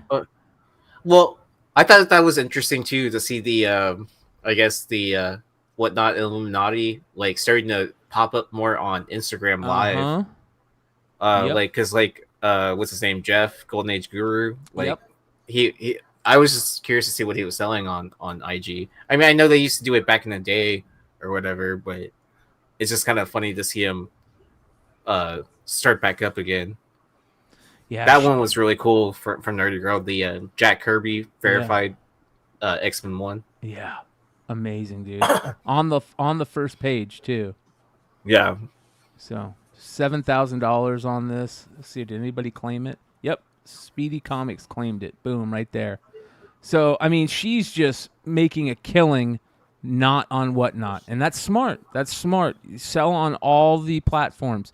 Sell on Whatnot, sell on eBay Live, sell on eBay, sell on IG Claim. You know, we see Theo. Shortbox. Yeah, Shortbox. A lot of those guys doing that. So, again, use it all, you guys. Utilize the Whatnot app to buy great things at cheap prices.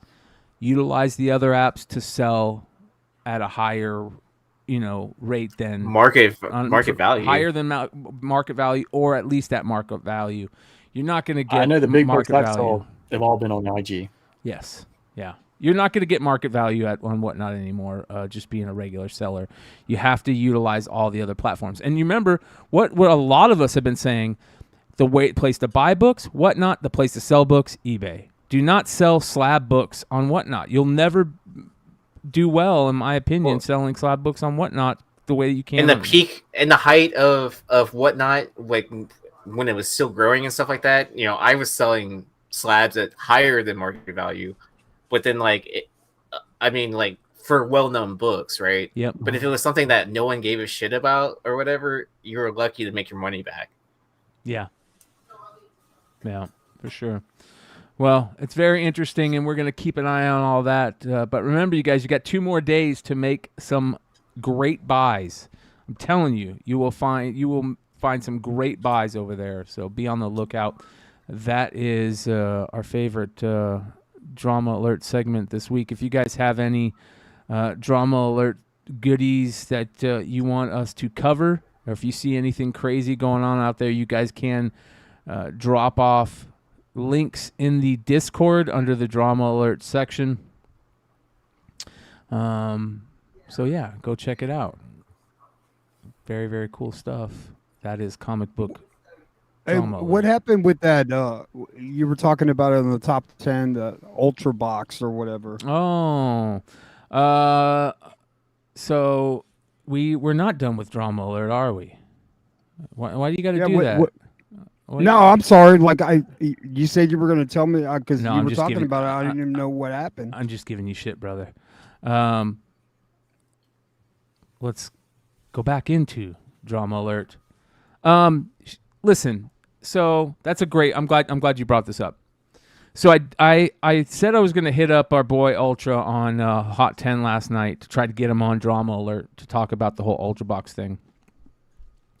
And the only reason I did that is because I have had probably 10 people that like aren't in our like regular group of like content creators, you know, type of thing, that have hit me up and like, hey, what's going on with this? Hey, you know, I put in on this and I'm hearing things, this and that.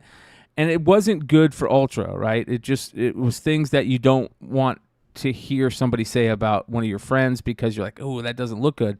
And so my thought process was like, I want to bring Ultra on here so people can hear it straight from Ultra's mouth, right? And Ultra was on Drunken Chat, so we ended the Hot 10 and I jumped over on Drunken Chat and I go, Ultra, what's going on with this? And he did not want to talk about it. And I'm like, hey, bro, like, if I'm telling you, like, if you would just tell people in a nice way, you know, what's going on instead of just being a dick about it. Well, here's the thing, you guys, you know, come to find out, he's going through a lot of stuff in his life. He's had some major, he lost somebody very close to him. He's been having some work issues and some family issues, and he's just been going through it and hasn't had the time or the, you know, maybe he's super depressed or whatever. And I think that people really needed to hear that in a endearing way. You know, instead of saying, fuck all you guys, I've been going through shit and you're not getting anything because my mental health is more important than you fucking comic, you know, collectors. Or you say, hey guys, I'm sorry it hasn't gone out yet. I know we hit 1,000 subscribers, you know, at this time back then. The box is right here. I'm going to get it out as soon as possible, and we're going to, you know, make it even better. You know, if he would have did that, then I think it would have been taken a lot easier. And that's what I was trying to get through to him. But I feel bad for Ultra. I don't want to see anybody go through the shit, you know, of losing somebody that, you know, really hurts them. We had a very good talk on Drunken Chat last night about, you know, addiction and, you know, stress and, you know, how to get out of that depression and stress of losing somebody. And it was a very good talk, and I think it probably endeared people to Ultra more, and that's all I wanted. That's all I wanted to get out of it. So that being said, Ultra said that he is going to be getting the box out. They're figuring out new ways how to get it out, whether he's going to do it one book by one or all at once.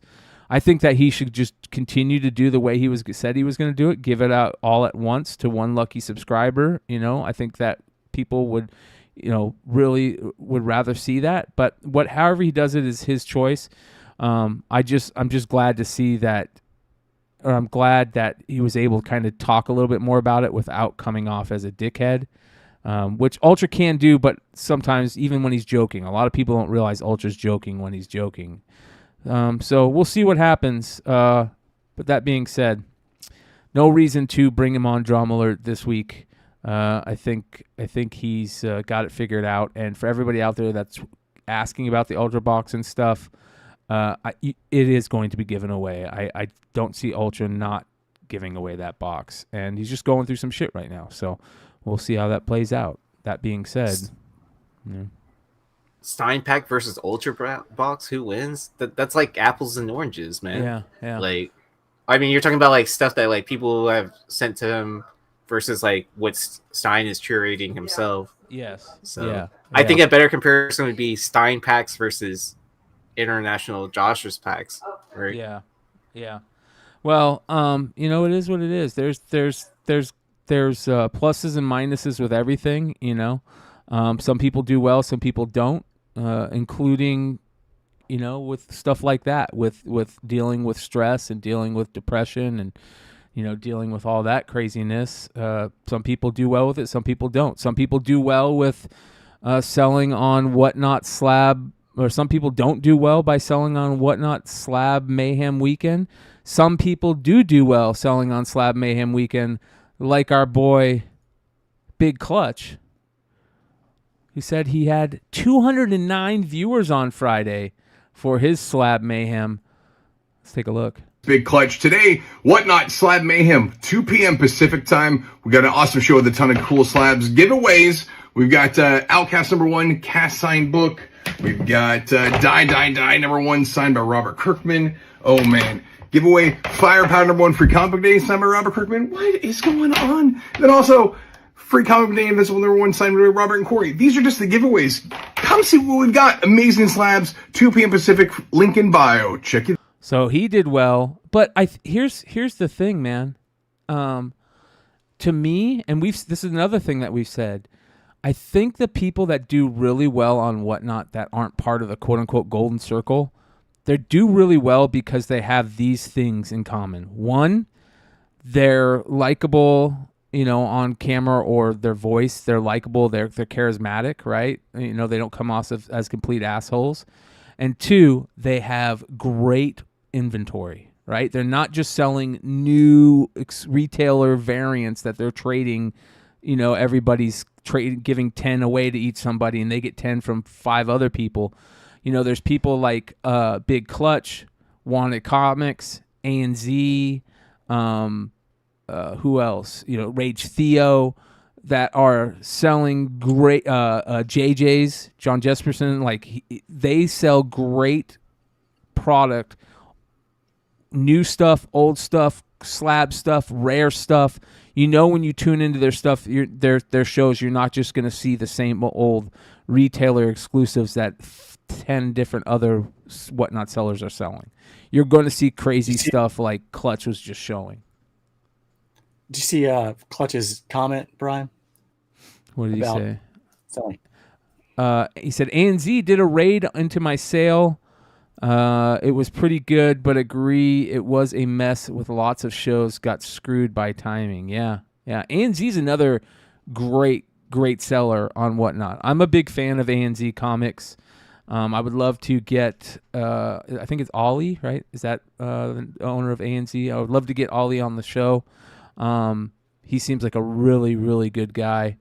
You know, those are the type of people that I think will do well on Whatnot. The people that, first of all, or just like people that have been in the industry for a long time, right? Well, even if you've been in the industry for a long time and you don't have good product and you aren't putting out really killer books, you know, that people want, you're not going to do well. And it's not just, you know, retailer exclusive. It's old cool stuff and rare variants, ratio variants, rare con variants. Clutch always has like something super rare on his stuff. On his shows, you know, it's kind of like Thru too, right? The way that Thru built up himself, like throughout the app, like when he was first starting, like he was like, he's been doing like consistent shows every week or multiple times throughout the week, and then you know, he curates his shows to know like what his buyers want. Yeah, well. Or it's like Wonderworld Comics says, I killed it on there, but I gotta have Wi-Fi to do it.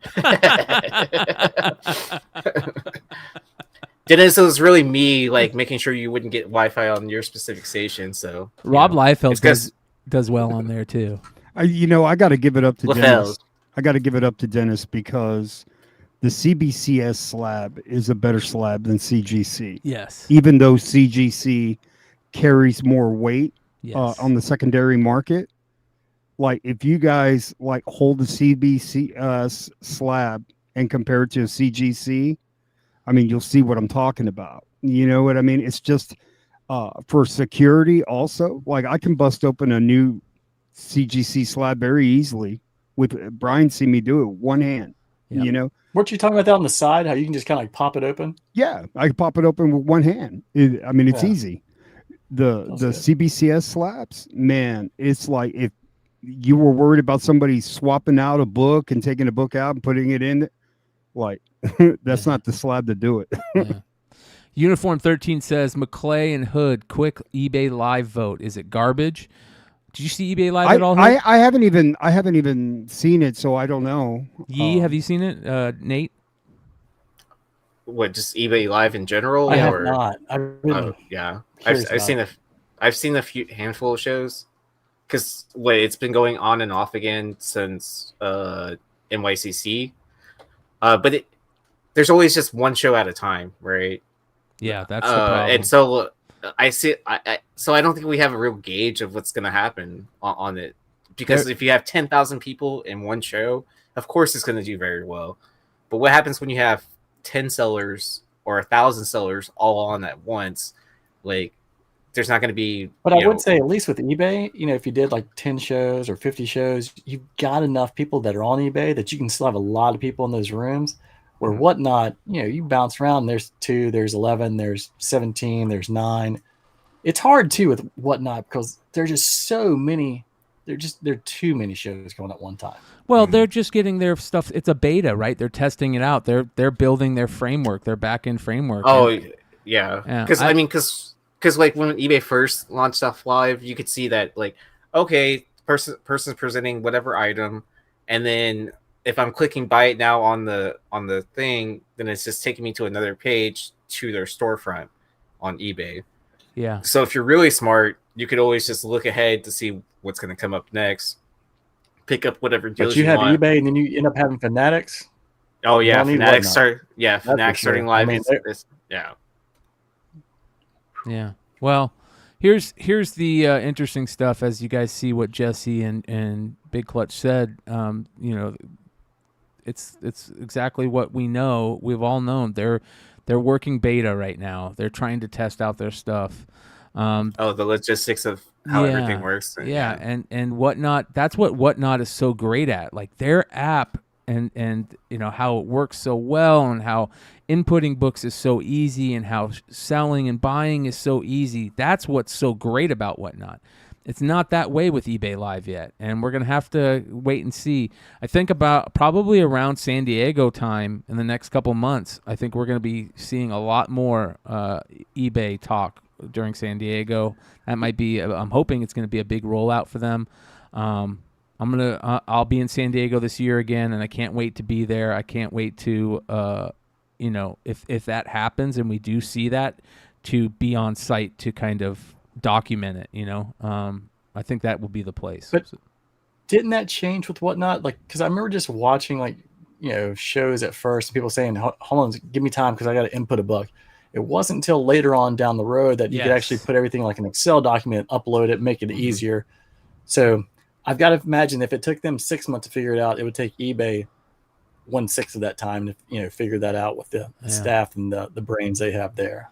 And with the CGC stuff, CGC's really taken hits lately, and I think it's part of it's because they've been trying to expand, right? They're creating new little sub businesses, and they're trying to hire more, and they're doing this big, huge expansion thing. And I think quality is taking a hit because of it.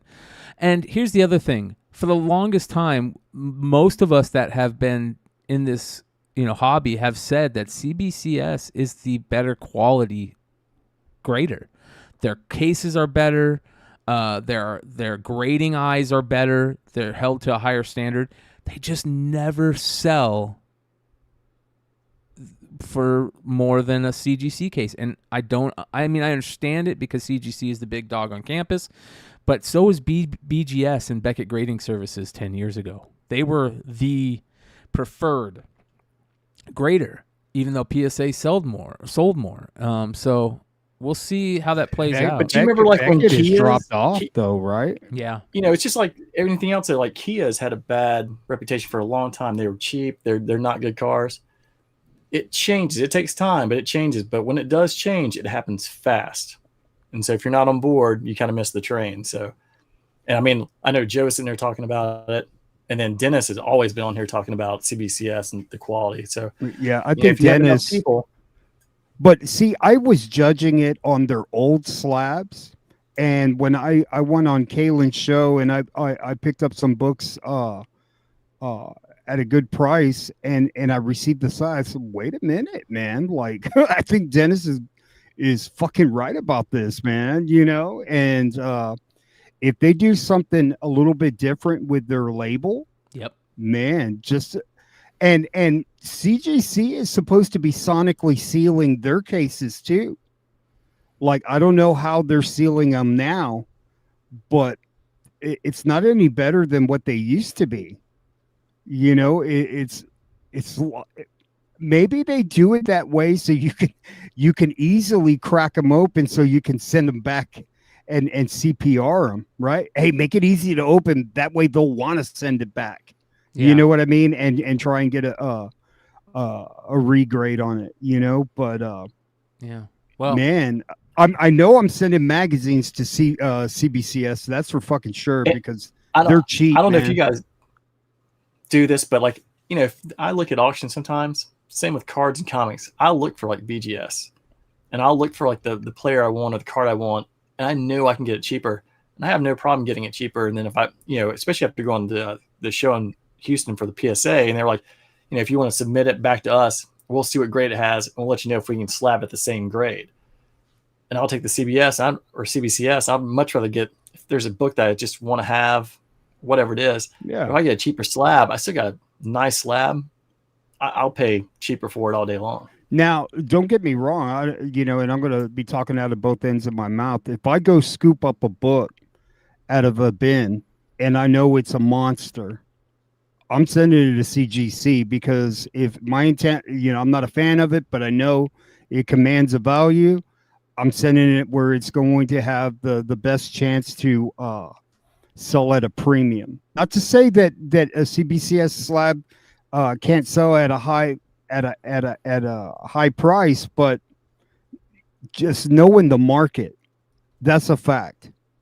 Eventually, if CBCS doesn't have any issues, and they just continue to put out a quality product and word of mouth, then things will the market will start to shift. But both of them have opportunities, man. Like I pressed some books for a buddy of mine. He shipped them off, and dude, they CGC tore a corner off of the bottom page off of the book, and you could still see like part of the page on the bottom corner and separated. And I was like, fuck, dude, they fucked that book up, man, because I don't know if they shove it in that plastic thing. I don't know what their process is, but I said, dude, you got to call them, dude. So he's sending the book back to him, man, but they fucked that book up, dude. Yeah, I don't know, but that's why I worry, because they're sending books back so fast. It makes you think that the quality is not there. I hated waiting 3 months for my books, but I knew that I was getting, because I've never had it. Thank God, knock on wood, I've never had an issue ever with either company. But like that's the first time I've seen personally them do something like to fuck up a book. Yeah, I agree with the chat. A lot of great comments in chat tonight. Thanks for everybody for doing that. 120 live right here. While I have the chance, and I got some of these people that are in chat tonight, I want to shout out people like Jesse James, Big Clutch, Dennis. We're putting together some really cool stuff on this channel right now, and I really want to. I'm going to be reaching out to Clutch here shortly, so be expecting a call from me soon, Clutch. And I've also working with people like Jesse and to get some really great content coming your way. We're just trying to figure. Basically button down the hatches, I guess. Is that the way it's saying? Batten down the hatches? I don't know. Trying to figure out the little things to fix before we go put the show name out there, because we got to figure that out. But a lot of great stuff coming, so be on the lookout Brian, for that. somebody put in the chat that CBCS is only grading magazine size comics, but not Sports Illustrateds and stuff like that. That's interesting. Yeah, what's his face when he was comparing the slabs have Playboys? He had Playboys. Yeah, right. But was it CGC that had the Playboy, or was it CBC? And what was the other? What was the? The other one was a black label DC book. Oh, okay. Yeah. We'll have to look into that. That's very interesting. Yeah, fuck, that sucks, dude. Yeah. Why wouldn't they grade fucking that? That's what I don't understand, dude. It's the same fucking thing, dude. Yeah. You know what I mean? Like, if you can grade a comic, you can grade a fucking magazine. Stupid, man. Do you think they're trying to save the magazines, like Sports Illustrated, for the Beckett labels stuff instead? Man, I don't know. That's a great point, Aaron. I mean, just so it's tied to like, hey, this is sports card. Yeah. Man, I don't know, but the fact that they're not doing any kind of magazines. I mean, they have the cases because they're all housed in the same, and then they're probably That's just weird. I thought they were doing that. That's disappointing, man. They might just be mocking up labels for the Beckett side. Yeah. That's what I would think they would do. I'm going to call them. I'm going to call them Monday and find out, because if good they're, luck if on they're grading getting an magazine, answer. Nobody's going to answer. They're No here in one's gonna Texas, bro. You probably have better luck like driving up there. You know who we need to ask is Ninth Wonder. Yeah, because he's like lives 5 minutes away from them. Yeah. If Ninth just go knock on the door, hey, y'all grading magazines, and then we'll know. Yeah. Well, I'll just go knock on their door. Like, I mean, what Fan Expo is in a couple weeks. Yeah, but not to find out Monday morning. He'd just walk over there. Hey, man. Yeah. All right. Let's switch out of our comic book drama alert segment back into our regular programming. Jesse just put in the chat. This is from CBCS. March 31st, 2022. We will not be grading all magazines. We will give some guidelines when the service launches. We will not be doing comics genre magazines. We will not be doing non-comic genre magazines. So there you go. Oh, so you could submit like a Wizard or something like that, or Nintendo Power, maybe? I don't get it. Like, why? You know what I mean? Like, you have the resources to slab it. Why wouldn't you do it? Do you have enough people to actually grade it, though? There you go. That Well, could be it. Labor, maybe. They gotta find I'm with an you, expert.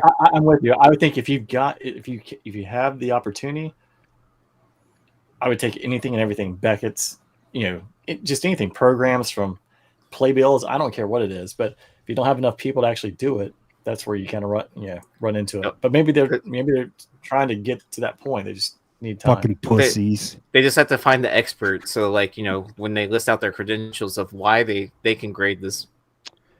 Fucking stupid, man. That's some pussy shit, dude. Like, it's just irritating, dude, because I want to slab all my stuff. You know what I mean? I want to get the stuff I want to get. You can't slab that blanket in the other room. Hey, bro. Not be slabbed. No, man. I don't want to slab. I want to steal it. You don't have to steal it. You just walk in and take it. All right, you guys, let's take a look. my address, Nate. Let's take a look at some August solicitations, starting off with some Marvel. You guys are going to love this. Check out some of these new covers that are coming out. This is the Uncanny Avengers stuff that's starting in August, where they're going to be doing team-ups of Avengers and X-Men teams. Let's take a look at some of these covers. Can't wait. That's interesting. Queen homage. Yeah. This is a badass Adam Hughes cover. I'm glad that they're letting him do the connecting variants of the what were these called again?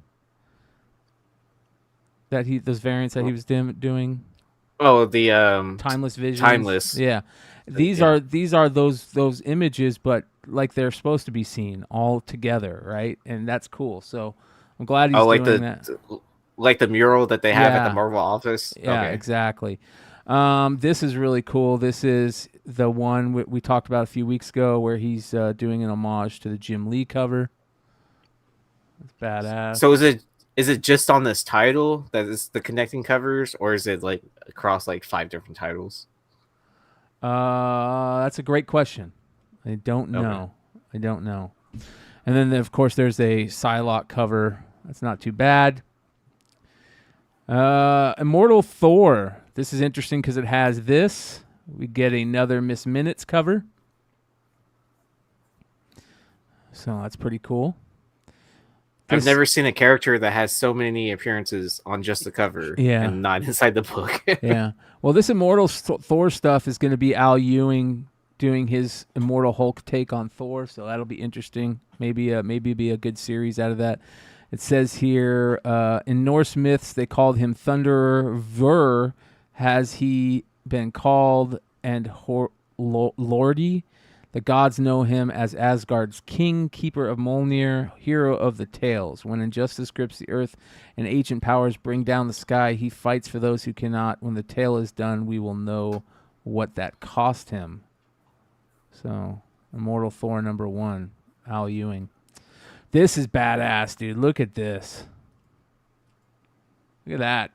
Freaking connecting cover right there. Death of Venomverse connecting cover. Actually, one thing I'm excited about with the symbiotes, the covers. Right? Dude. Because, I mean, they've blown up the universe where there's goddamn 80,000 of them. I can't keep them straight, but that looks fantastic. Oh. Yeah. Beautiful. So, be on the lookout for that. That is your Bjorn Barons cover right here. The connecting cover is Del Otto, obviously, but Barons has just been killing it with his covers lately. He did a killer. Was either him or Scon that did a killer silk cover this last week.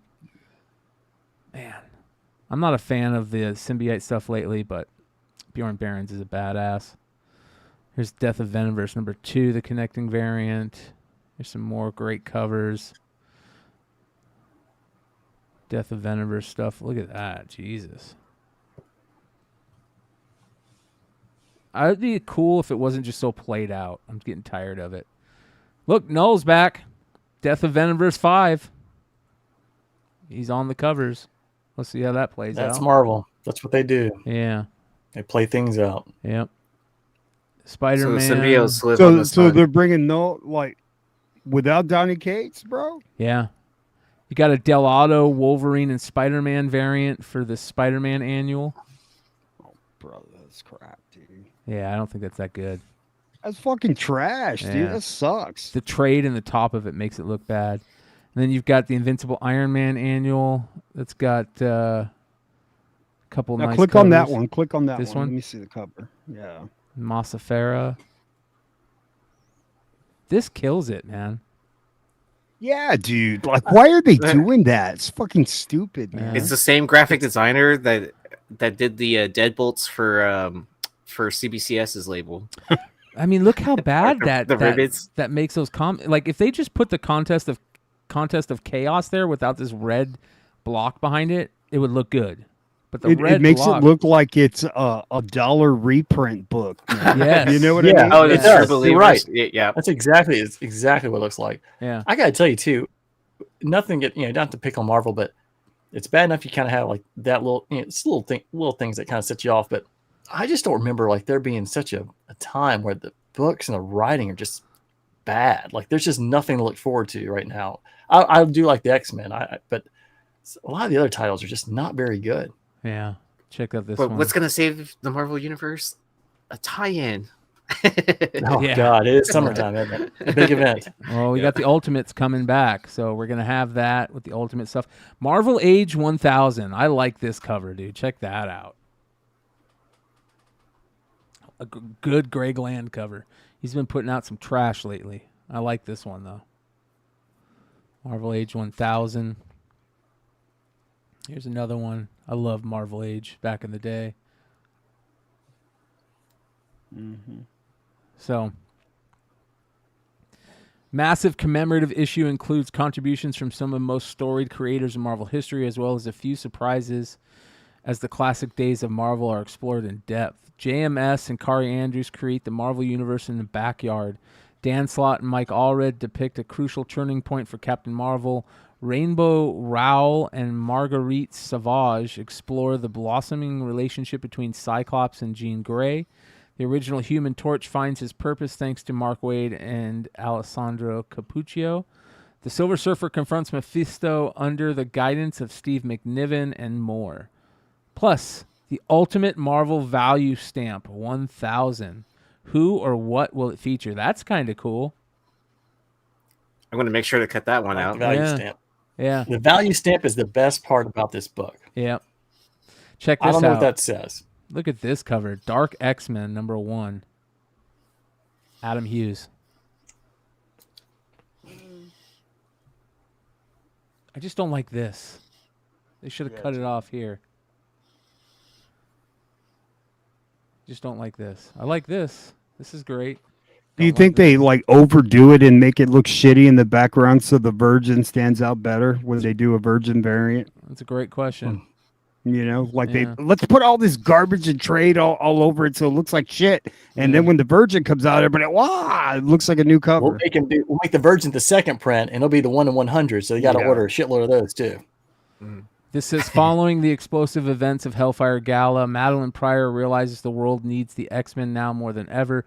Havoc and Gambit have served on the team before, but never one that looks like this. And how does Gimmick, breakout star of Marvel Voices Pride, fall under the Goblin Queen's sway? Holy shit, they're making Iceman? An Iceman comic? Yeah. Again? Oh my God, dude. Yeah. Hey, Aaron. Should last Aaron. at least 3 or three or four.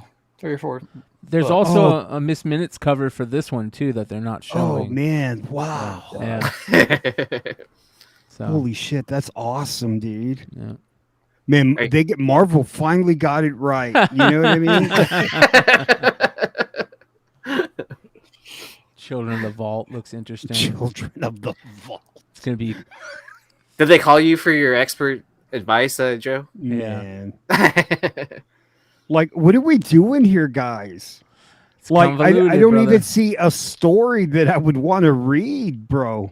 It's very convoluted right now. Dude, have you heard of Spider Boy? Now that Jean Grey book, go back up, Brian. Who did that cover? It looks good That's a right cool cover. there, but when you see it up close, it doesn't. Oh God, no! Yeah. I take it back. Sorry, Yeah. guys. You're like false alarm. Yeah. Oh yeah, false alarm. Yeah. Amy Reeder did that. I had cover. beer goggles on.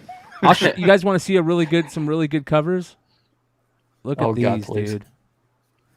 The Invincible Iron Man covers look great.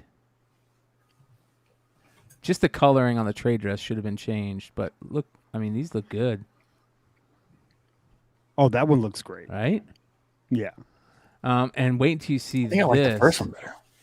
Wait, hold So on. is it one of those situations where it's like, oh, it looks great on the outside, but then you pick it up and read it, and you're like, kind of like, what the fuck is this? Yeah. Well, that's every Marvel book. That's a reprint, right? Yeah. This is a homage to a cover they did back in the day, but this is a new book. Isn't that it looks like Vision back from Avengers. Yeah.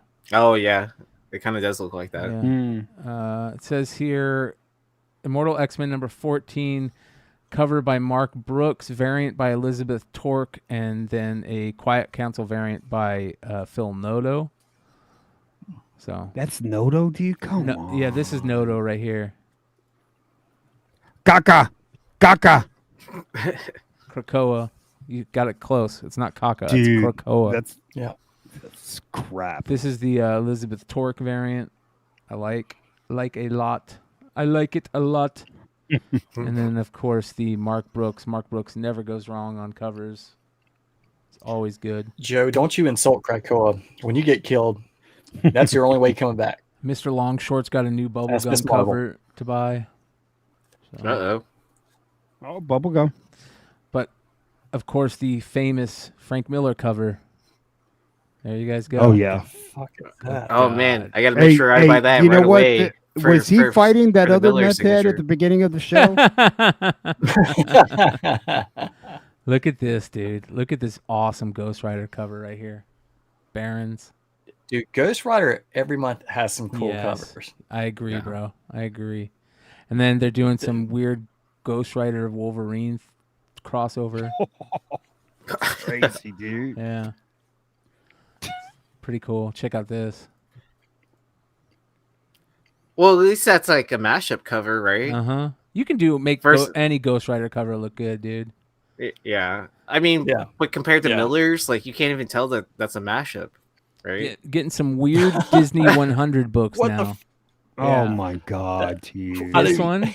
This one looks terrible, but wait until you see this one. Hold on. Oh my god. Look at this. More facsimiles. It's not like the Rive Liefeld Captain Yeah. America chest one, is it? Well, hold on. Look at this.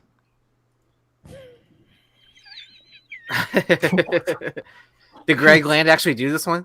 I can see the camel toe. That's terrible, dude. Disavow. I can see the duck toe. Yeah, disavow. Disavow. But look at this. I like this. Oh, okay, I do like that one. Yeah. The You middle know one, yeah. what? I'm okay with that, bro. Right? Yeah. I'm all right with that. The muted That's a cover. colors. If you're going to homage one, that's one that actually no one does. Yeah, dude. It's a classic, and that's a really cool way to do it. Elizabeth Okay, I Torque found one again. book out of all these books that I'm going to pick up. That's a Elizabeth book I Torque will pick up. is great. And that was a good signature too. The After Zeg. Yeah. Yeah. Right next to hers. Yeah. That is dope, man. Who did that cover? Torque, Elizabeth Torque. Elizabeth Torque. All right. This Shout regular out cover- Elizabeth Torque. Yeah, she also did that White Queen cover. This is not a Whoa, bad cover how do too. you? What is the anatomy? Is what I'm trying to figure out. Yeah, yeah, it's kind of weird. I It's- mean, bro. Yeah. the idea is cool. I just It's It's when you're transferring Spider Verses. That's what happens. Like to your anatomy, it just like kind of gets all jumbled and All the different spears are badass though. I like that. That's Amazing Spider-Man 32. This is interesting. Oh, Peach. Is that Peach? No, this isn't Peach. I don't think, dude. Orange? It's not. It's not a. It's not painted. It's her sister, It Orange looks like more Momoko. manga. Yeah, this is better than Peach. Orange Momoko. This is better than Peach, dude. That's way better than I'll say Momoko. the only problem is her right arm looks like a toothpick Because of the hair right here. bro. Yeah. Yeah. It's got Yeah, the it's just hair the angle. fringe. Yeah, it's just the angle. But yeah, that's beautiful. That's by Clarice Menguito. Hello, Clarice. Yep. You're gonna get a George Sorry. Perez. You'll get a variant by George Perez, and then look at this. This character is so great, man. Hallows Eve is such a great character. So that'll be cool. Captain Marvel, getting some more Captain Marvel books. You're getting a new design variant on this new character here, so be on the lookout. More George Perez stuff there. The Storm stuff, Blade. That's pretty cool. Sienkiewicz cover. Pass. Blade. Here we go. Look at this. This sounds interesting. What if, this is the dark what if Venom took over, the symbiote took over Thing? That's a great idea, dude. Look at this cover right here. Well, if they were gonna do the classic trade, shouldn't the Venom be at the top instead of the bottom on that far right cover? Yeah. Yeah. They're all cool covers, I think. But and then here's the What If Moon Knight covers. This I think is going to be worth picking up because you're getting a new character in this. This new character right here, a female Moon Knight. So that looks cool. This is all three covers of this are cool too. Have we seen the Deadpool Secret Wars 8 homage cover? Yeah, didn't that come up like weeks ago? Yeah, it came out a couple weeks ago. First full appearance of Spider-Boy, right? Yeah. More cool Moon Knight covers. I mean, just great Moon Knight covers. Look at this. Perillo. Oh, I like that cover. Yeah, bro, that's amazing. Here's the Spider-Boy, Spider-Man 11 cover. Oh boy. He's back.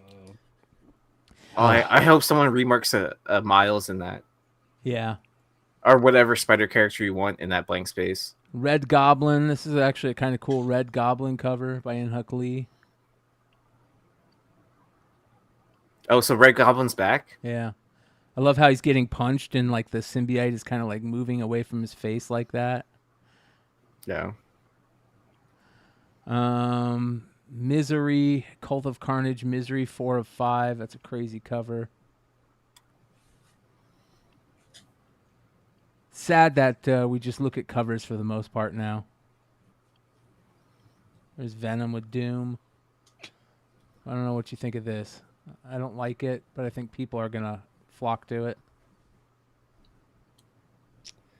Yeah, it's a bit busy. Yeah.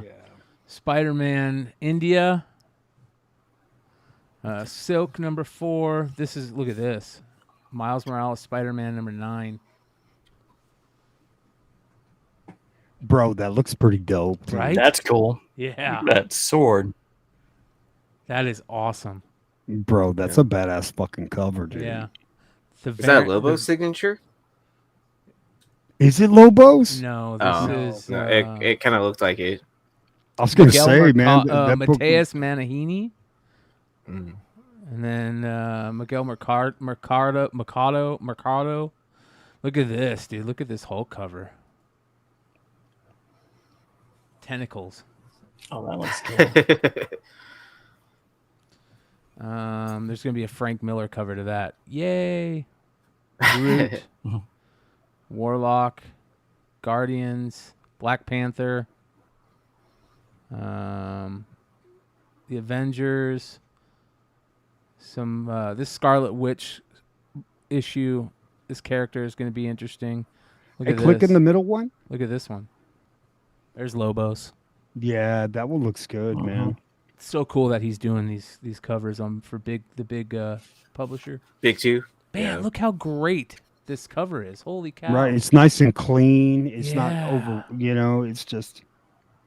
He's got that softness to his art too, and he's also kind of got the Mark Brooks. He reminds me of a mix between Mark Brooks and Adam Hughes. That's what Lobos reminds me of. Bro, Adam Hughes had a little brother, dude. Look at that. This is beautiful. Great job. Great job. Great drawing of Beast. I wonder if Adam goes over to Lobos. Hey, bro, why you drawing like me, dog? Yeah. Pablo Villalobos, right? Yeah. Click on that one. Can you make that screenshot bigger? Go up. Let me see. It's not cool bad. looking. Yeah. Very Eastern looking with the design of the costume, right? And the hair picks and the green like jade. So that's not bad. Hey, Nuck Butts, man. It's all. I don't know, man. I want to see both movies, dude. Mandalorian. Got the Dark Droid stuff coming out. Check out this. This is interesting. They're doing an action figure variant here, based on the old school droids. Oh wow, yeah. that's cool. Are they still doing a series on Disney Plus for droids? Don't know. No, that got canceled. I'll tell you what, they leveled up R5D4, man. Now R5D4. Yeah, they did. Yeah, now people want R5D4. How about this one? Look at Max Rebo. Yeah. With this, bro, he's a bad dude, man. Yeah. Well, he survives every explosion. Yeah. I don't know if he made it out of Boba Fett, but my gut says he made it. Bro, his nose looks like a dick, bro. They should call him Max Cockbow. Terrible. I'm sure there's a blue balls joke somewhere in there too. Yeah. Oh, wait. Oh, man. That's pretty good by JTC. They're also doing Who these... played Keira Knightley played Sabe. Yep. Mama! They're doing these cool Clone Wars variants too. Sabe. And then here you go for all you guys that like the homages with the blade. Blade reflection. Blade reflection, yeah. Bro, that's terrible, bro. It is. Look at Lando. Jeez. This is an awesome cover, dude. Oh, that is man. Yeah. You know, you don't ever see like Masa Madala like anywhere. No, you don't. You're right. And you never hear anything about his backstory because I think you could tell some interesting stories about him. Yep. He's a mysterious character, man. Yeah. Hey, you're getting too close into the Star Trek realm. Look if at you start going to all the politics and stuff. I'm gonna let Bryan take care of the Star Trek stuff because I know he loves it. That's a terrible cover. Linnell Francis, what'd you say about Star Trek, bro?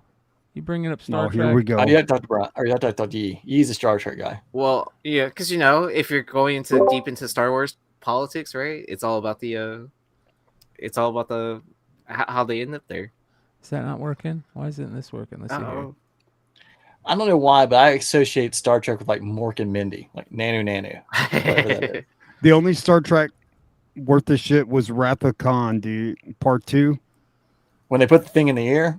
Yeah, dude. Yeah, I remember being like a kid because watching that was like that was a great bad like guy, that dude. worm one, I was like, oh.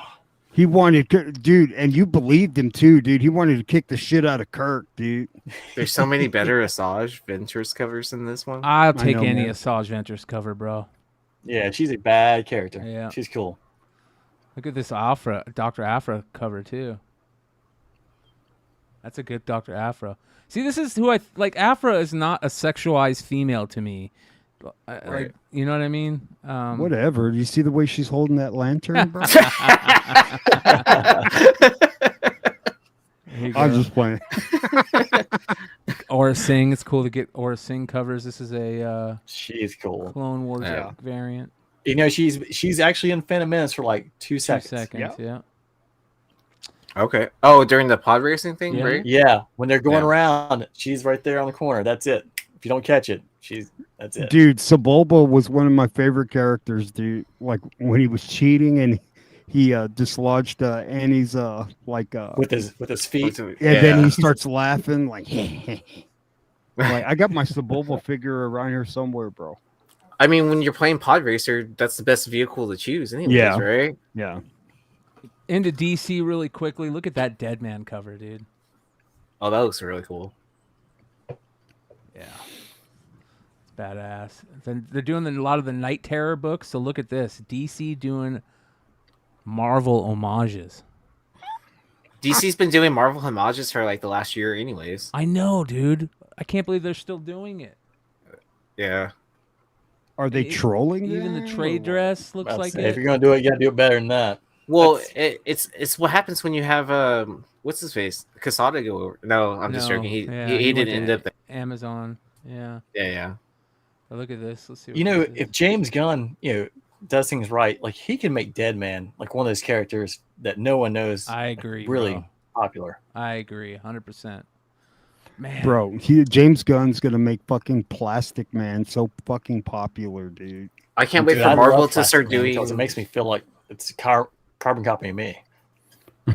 I can't wait for Marvel to start doing DC homages. Yeah, right. Yeah. Like, look at that, dude. That is awesome. That is awesome. That is awesome. Yeah. That's why I love those sketch variants. 1 in 100, Ivan Rice. A lot of Deadman stuff in this Night Terrors. That's why I'm looking forward to it so much. Love this cover right here. Look at this. Is that that's gotta be the same guy who's doing I always forget his name. The Boom title. Ivan Rice. Oh, we were young once, but our Derek Robinson. A super long title. Nico Suyan. Oh, we only find them when they're dead. Yeah, we only find them when they're dead. Yeah. I love his art. I think it's really good. Some great looking covers here for this Night Terrors. I think this. Oh, look at that! Jesus. Creepy. Yeah. Is that when Hood was at my house? I don't want to say I saw that image, but it was pretty close. Dude, this one's creepy too. Oh. The pigs. Yeah. Straight out of fucking Snatch. Oh, look at this. You think that was crazy? Look at these. Oh my God, bro. That's going to trip people out, dude. Bro, that's awful, dude. There's people out there that have, there's this fear of seeing things with like these like pores in them that have this look to them. Dude. It's like sponges. There's people that have a fear of things that look like this. I can't remember what it's called, but like this pitting, spongy look. That's fucking creepy, dude. Bro, dude, whoever drew that should just shit. Quit, dude. Look at that, bro. Nice. Oh. It's like an Alice in Wonderland. That's real. Those look like real. Bro, Bro, that looks like fucking AI art, bro. Right, it does a little bit. You're right. You're right. It looks good though. Oh, here we go. Trypophobia. Man, AOA knows everything, bro. AOA is the G. Oh, he's the OG, man. Look at this. He either knows everything or is really fast at Google searching. Yeah. I can't tell. That's a badass cover, bro. This is a great cover, dude. Who drew that? That is Mama.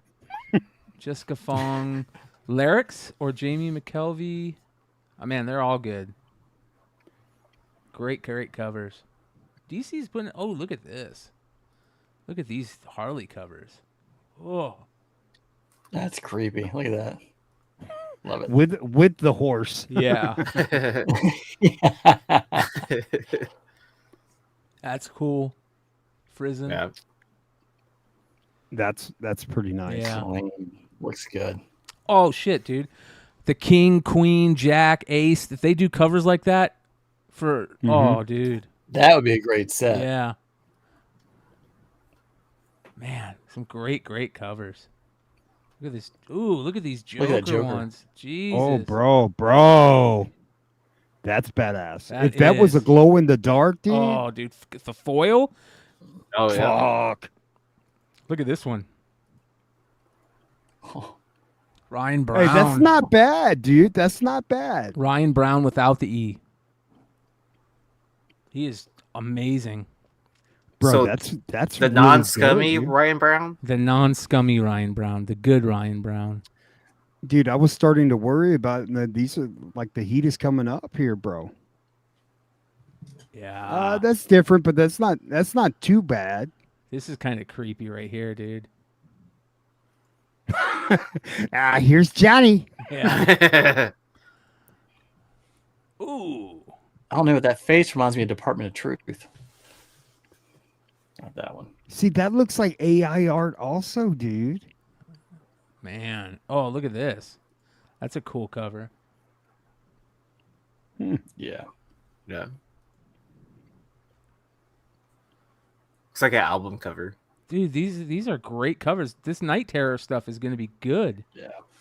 I hope the story is as good as these covers. Because they're freaking amazing. That will be a great foil cover, too, right here. They should make this like a mix between foil and hologram. Oh, You know? yeah. Because it could really pop Yeah. that way. That's the one in 25. Oh, did they cancel Miss Marvel? Yeah. Yeah. She hasn't had a series for a while. Doesn't need one now either. Yeah. Oh, so now we got a movie coming out too, right?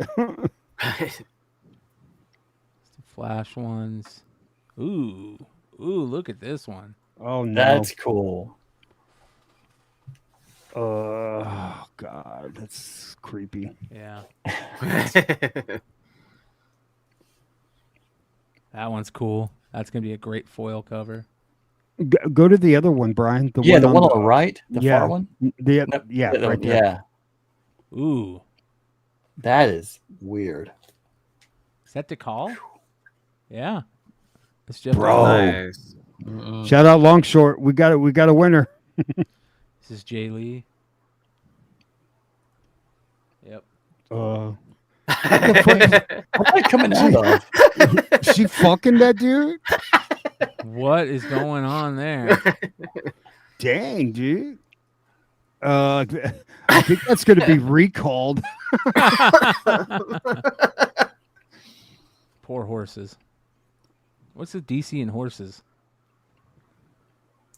Just like Catherine the Great. Yeah. I hope not. Jesus.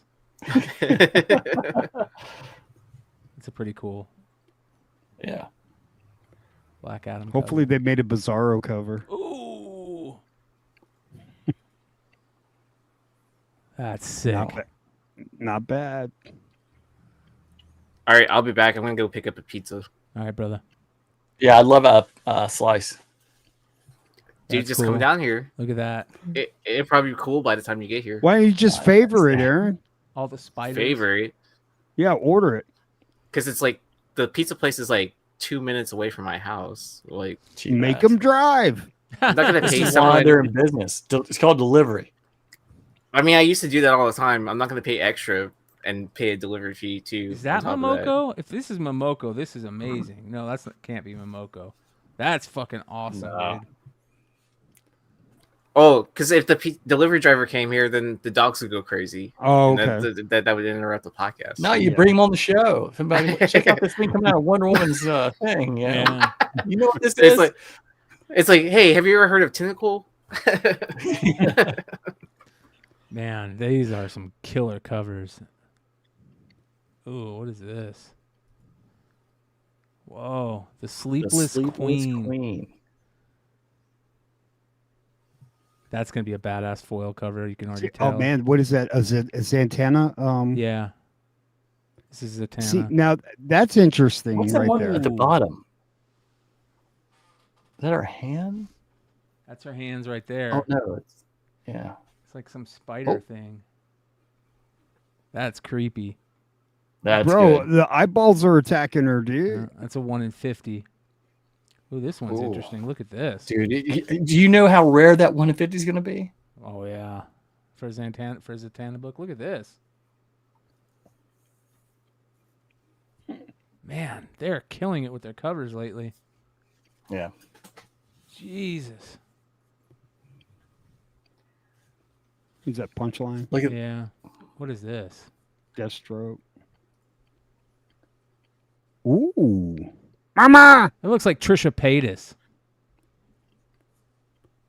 Bro, it Guy's looks like stealing Pamela art. Anderson, bro. Bro, that's not bad. We'll see. Oh, yeah, here's the famous Zerdy tattoo with straight out of Gotham.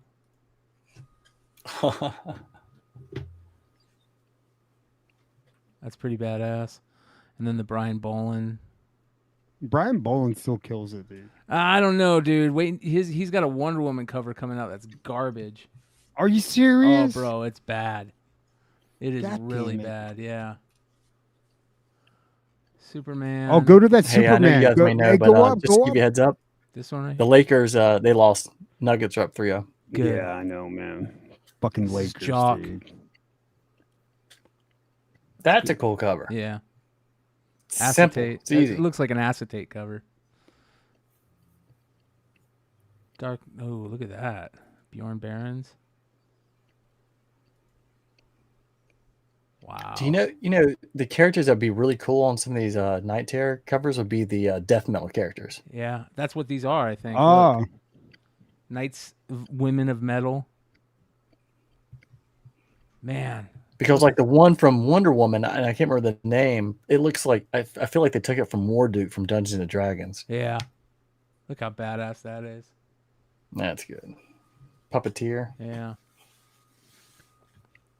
Blue Beetle. What is this? Hawk Girl. It's a cool Blue Beetle cover for Hawk Girl. Mm-hmm. Kari Andrews.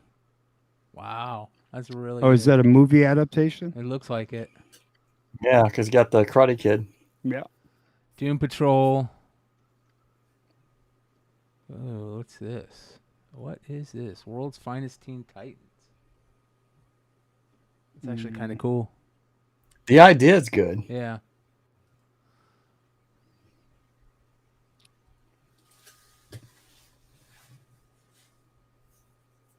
Rivera. Not bad, not bad. Superman, more Blue Beetle stuff. Blue Beetle stuff. Wow, look at this. That's sick. Yeah, that's cool. Superboy. I mean, you can make someone like Blue Beetle look that cool. You're doing something right. Look at that. Jesus. Jeez.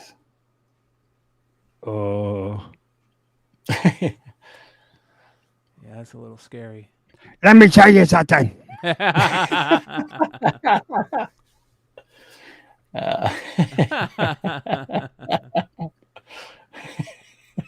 Oh, wow. That's amazing. Hey, see, Rach Theo just put on the. Shout out to Theo. Theo says, can't stay long. Just had someone send me a clip from the segment, and I must say I appreciate and respect the F out of this panel and channel. Thank you, gents. Appreciate you. We'll be in touch. Sounds good, brother. I'll talk to you soon. This is a beautiful It is. cover, man. Who's the artist? Let's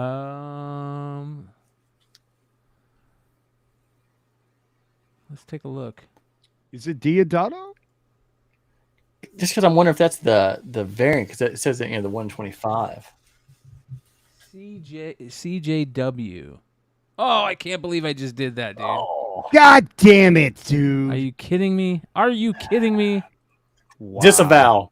Disavow. All right, hold on. There you go. CJW. Christian Ward? Is that who it is? I don't know. Man. Wait, hold on. Is it this one? It's this one. Yeah, right here. Yeah, Christian Ward. You're right. Yep. Christian Ward.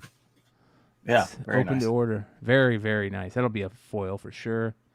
Spirit World. This looks like an interesting character. We'll see how that plays out. The Vigil. Boxing character. They got some new. This looks interesting. The City Boy stuff. We'll see how that plays. That's a weird character. He's like got these. Wow. Whoa. Ooh. Now that's pretty cool. That's cool. It's kind of different. It's got kind of like that Darwin Cook kind of. Is that Darwin Having Cook? the black, it's the black Babs background. tar. It I think it's- accentuates everything. Yeah, I agree. It's great. Oh man, look at that decal, man. Yeah. Click on it. Click on it. This one? Click on it.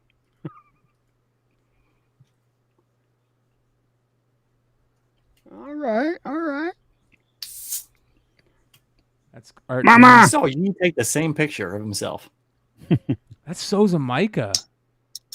Oh, the one in the middle? Is it really? Yeah. Who's the one at the end? No, that's covered by Jamie McKelvey.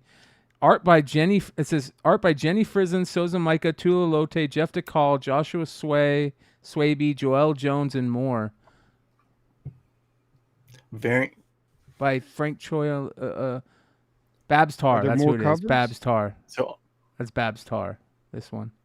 Oh, Babs. DeCall, Okay. Yeah. 1 in 50 variant by DeCall. Ooh. Ooh. Look at this. Mm. I love Poison Ivy's new look. She looks badass. Yeah. No, the Titanic homage. Here's your illustrated swimsuit edition. Batman Beyond. Great. Ooh, what is this? Harley Quinn, black, white, and redder.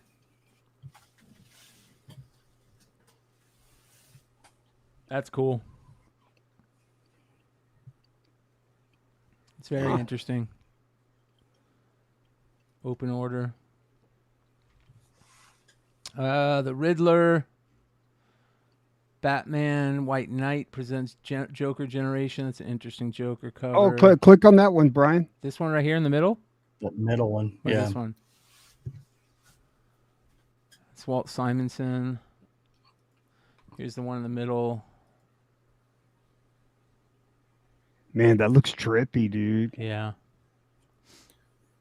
Brian, what website is this? This is Comics Beat. Nice Comics House Beat. on the Lake, the deluxe edition. There you Oh, go. can't wait. Ghost Maker and Clown Hunter, Deceased, the deluxe edition. Power Girl Returns. So you guys see, you got a lot of deluxe edition, but not too bad going through. Oh, hold up. Somebody said the Wonder Woman 1 in 25 swimsuit. Can you find that one, I Brian? don't think I've seen it. It wasn't on here. Where did you find that, DT? Facsimile edition of Omega Man 3. That's funny.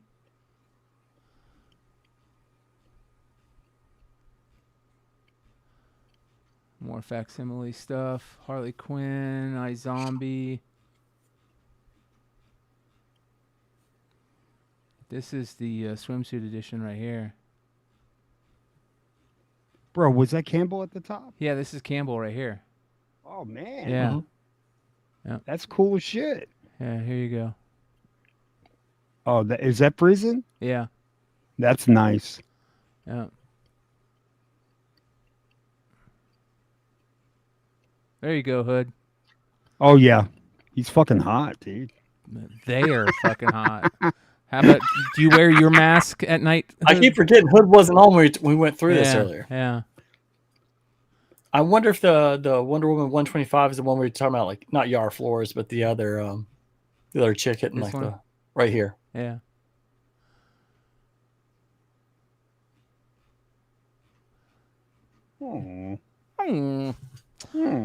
That is your August solicits, everybody. I hope you guys enjoy them.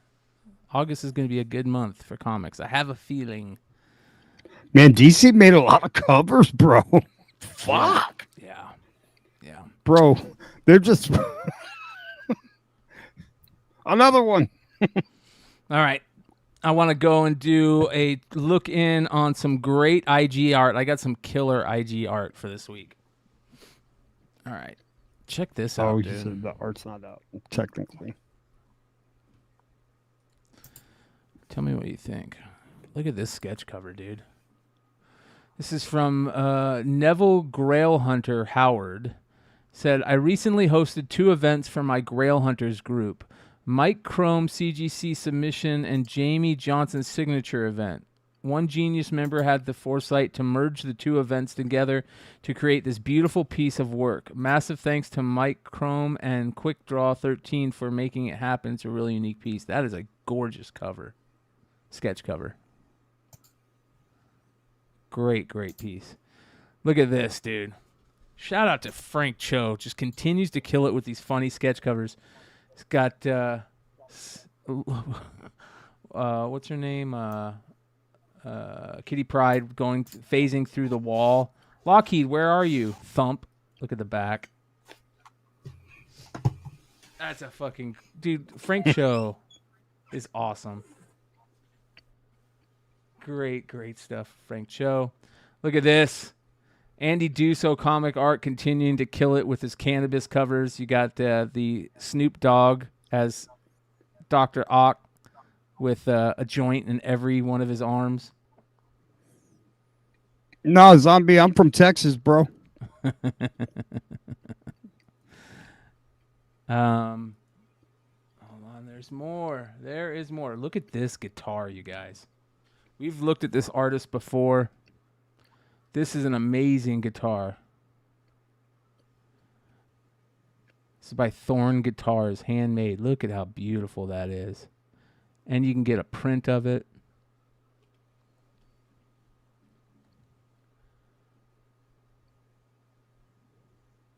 Look at that. Oh my God, dude. This is art right here.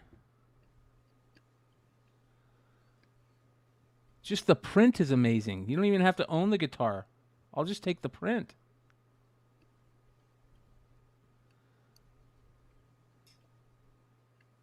Yeah, I think I got to buy one of these. Only 50 of these will be made, and 16 of them are already reserved. Gorgeous. That's pretty cool. Yeah, beautiful. Make sure you guys go follow Old School Alex. This is amazing. Bill Sienkiewicz, Death Dealer, piece of art. Sienkiewicz continues to destroy when he wants to, and this is destroying. How about some Mad Balls? You guys know I love Mad Balls. Big leg too, man. Mm-hmm. Look at this, man. NYC, I will be there for my birthday party at the end of the month. My homies will need to show up. We are planning a secret jump off. This is from Tristan Eaton. Wow. That is fucking beautiful. This guy needs to be doing comic art. Look at this. This guy is great. I think it's a guy. Could be a female. Needs to be doing comic art. That's cool. Fucking A, man. Hey, Brian, whatever you do, don't watch White Man Can't Jump. Oh, I heard it's the terrible. Remake. I heard it's bad. It's more than terrible, bro. Yeah. It's like me and you could have made a better movie, dude.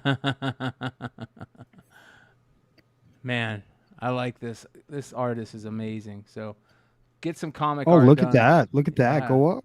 Whoa, look at right there. this. No. Oh, that's cool. Which one were you talking about? This one right there? No. There? Is that it? Wow. Yeah, this guy's amazing. This artist is amazing. Beautiful stuff. That's pretty funny. It's not funny. It is the number Hey, one did you cause of see? child I death. got rid of that Kanto crease. Ooh, not bad. I'll have to go take a look at your page here. All right, next. Hold on here. There we go. All right, next. Shout out to Astro Wizard. Not only we got a shout out to Astro Wizard and his chica His wife? tonight. Yeah, his wife is amazing. But this is by Astro Wizard. This is a request from his wife for nostalgia, a genie foot soldier for 8 billion genies. And I think that came out very, very well. This is Astro Wizard right here, bro. Yeah. Yeah, Astro Wizard. Yeah, man. Great cover. Both covers. But check this out. Look at what his wife did. Look at this. She's so phenomenal, dude. Oh my God, bro. Stepford Wolf Comics. Yeah. Look at that. Yeah, she's amazing, dude. I want to get some more art from both of them. I like the Linda Carter. That one is okay. She's great. By the way, shout out to Astro Wizard for this amazing graffiti. Oh, that's dope. Yeah, very cool. The graffiti. Yeah. Stormtrooper helmet. It's got Beyond. It's got very nice. Cannabis on the side. So this is for 1,000 subscribers. Is that subscribers at 1,000? Yeah, yeah. Indica only. This is so I don't good. see disavow on there. Yeah, yeah. It says Arizona. Cool. Wednesdays. Yeah. That's cool. This is awesome. It's got the eyeball on the top. Very, very cool. So that's a lot of effort. That's really nice. Amazing, dude. It's amazing. So, yeah. Mag Daddy says, "Hey Brian, how about a dollar bill art contest? The ones you showed last week are badass." That's a great idea. That is a great idea. We're gonna do that. We're gonna get all our favorite artists for the show and that we love to do some dollar bills and put them out in the wild and hashtag us. That's a great idea. We're gonna figure that out, Mag Daddy. Fucking cool, man. Great thought. And then I think. Oh no, we got another one. Check this out. Jason. Oh, dude, it's a cereal. Yeah. Yeah, it's Frankenberry, bro. Jason Edmiston. This is a mashup Monsterpalooza sneak preview. Source of 5 essential nutrients stickers. Follow here on IG for all my upcoming releases for the show. So this is a new sticker that he's putting out, a mashup between Frankenberries and the famous Frankenstein monster movies. But look at these. Look how great these are, dude. Hey, look at man, that looks like Hugh Jackman, dude. It's the It does. It's the famous monsters with all their cereal. Look at Boo Berry. Yeah. So go check out. Not bad. Yeah, dude. Yeah, This guy does some great art. Look at this guy's art. Jason Edmiston. Jason Edmiston. Come on, let's go. Come on. There we go. Ooh, I like that. Ah. See, he would be good for dollar bill art. We need to hit him up for dollar bill art. The Amityville Oh, that house. one was Fruit Brute. That's right. Oh, that They Live shit's creepy. Nice. Kubrick art piece. Friday the 13th. Hitchcock. Gimp. Yeah, this dude's a badass. Check him out. Very, very cool stuff. Go back here. All right. And Brian, I never told you this. I think you'd appreciate it. We were looking at a house one time in Rhode Island, and when we were looking through everything, the woman does, or the real estate agent does, just let you know, the kitchen table comes with the house. And I was like, well, that thing looks like a piece of shit, to be honest. She says, oh, it's Lizzie Borden's table. Oh. I'm like, does the hatchet come with it? I was like, this house is out. Forget it. Wow.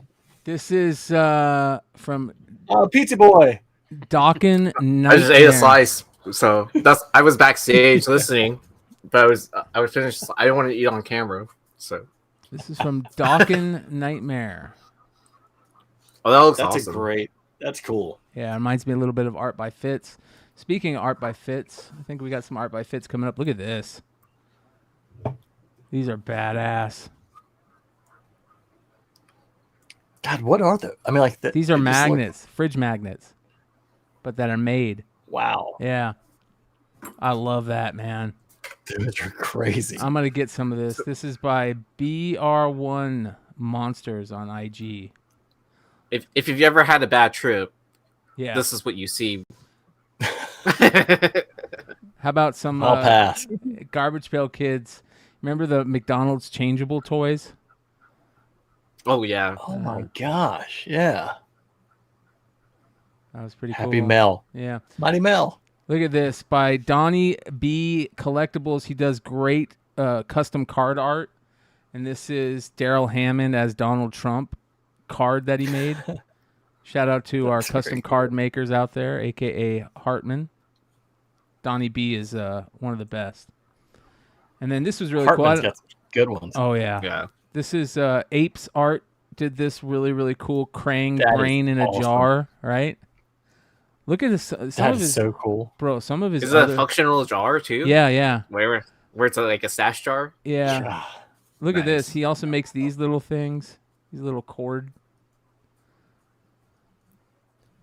I gotta tell you, you watch some of this stuff and it's amazing, and then you watch like the stuff at like Hasbro and it's so dry and so just like uninventive. I'm like, how did they not just steal other people's creations and then sell them off as their own? Yeah. I would. It happens. Oh, all like the where they time, like bro. mass produced it or something like that? Yeah. Yeah, like something like this. I'm like, it's fucking genius. Robbie Trevino.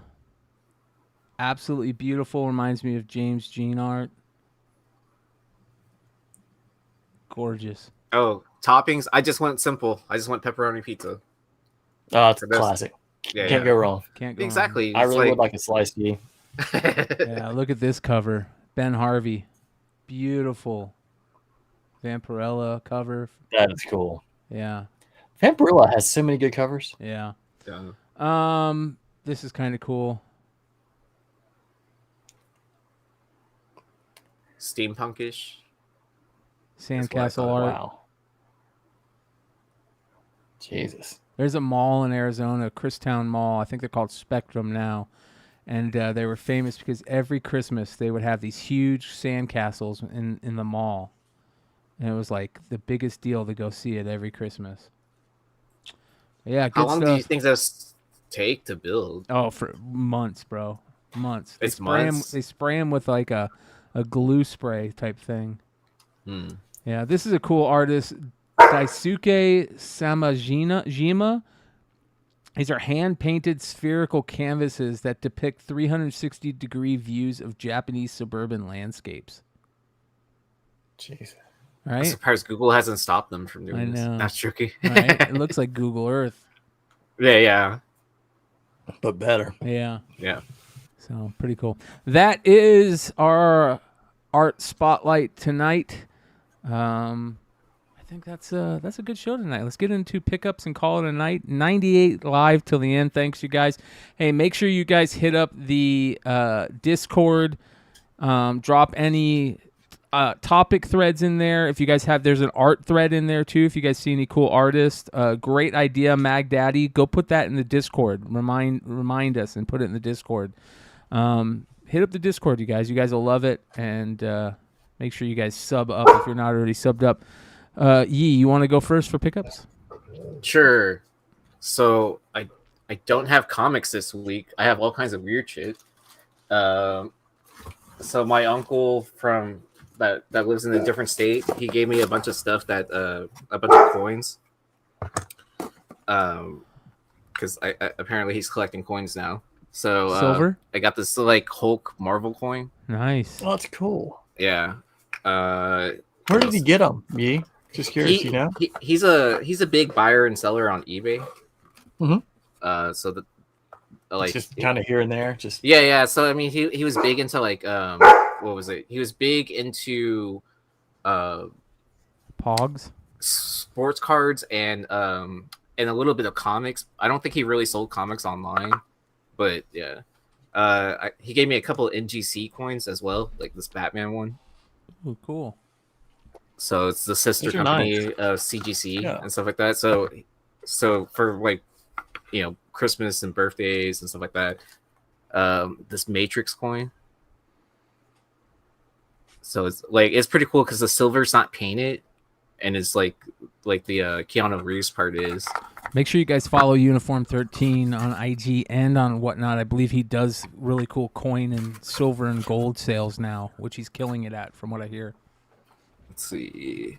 He gave me this Captain America one as well. And I'm debating if I'm going to send these raw ones into NGC. Like, because, I have a CGC account. I might as well send it into that part of it too, right? Yeah. And is there one more? And a Wolverine coin. So this one's pretty cool. And then the front's just like a Queen Elizabeth. So that's why I didn't really show off that part. Is DT having issues chatting? Let us know. I see him up here above. And then for the card department, I picked up this Home Field Advantage rookie card. It's a Julio SGC 9.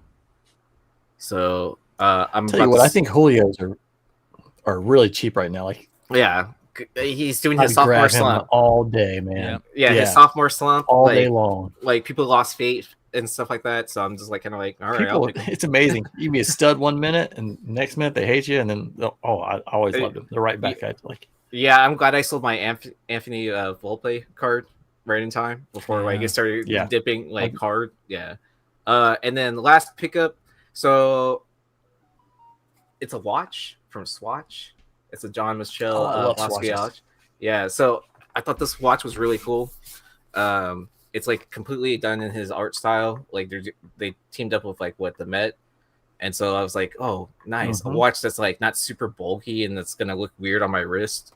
And then I just love how the 1, 2, and 3 is written out with the 6. So yeah, I know that you're too young, way too young to remember this, but like when swatches came out, like it was cool to wear 2 or 3 on your wrist. Yeah. Oh, was it? Yep. Like the G-Shock ones and stuff like that. No, but this is back in the day in the 80s and 90s. Yeah. Oh, okay. So before the G-Shock ones came out, huh?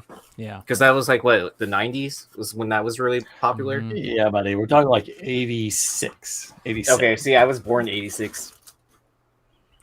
See, when the Mets won. There you go. You're under the right time. Did you guys, just curious, did anyone see the Mets game last night? It was the game of the year. I heard about it. Yeah, I watched the replay. Incredible. You have Lindor, Alonso. Dude, Alvarez is just destroying everything they were doing. Like, if you watch the Mets this week, they've been behind every game, and they've just, the young guys, Alvarez, Beatty, Vientos, they keep pushing them, and every time like they push them, then Pete comes up, and so they were down 7-3. Pete comes up, hits a grand slam, falls down out after Alvarez had a home run. Beatty had a home run. They keep falling down. They're down 2, score again. They give up another 2 runs, and then somehow or another they get back into it in the extra innings, and Lindor hits the game winner. I'm like, they have just, they have not played well this year, but it was an incredible game last night. Oh, so Lindor's hitting again. Well, let's not go too far. Okay. If 235 is hitting, yes. The home runs and RBIs are fine. It's the average. He has some really terrible swings at times, like terrible. Was this the year they changed up something in baseball too with the ball itself, like the stitching on it or something like that, or was that last year? Last year they changed the stitching. Okay. Did they do something again? They made them lighter. Then they, so.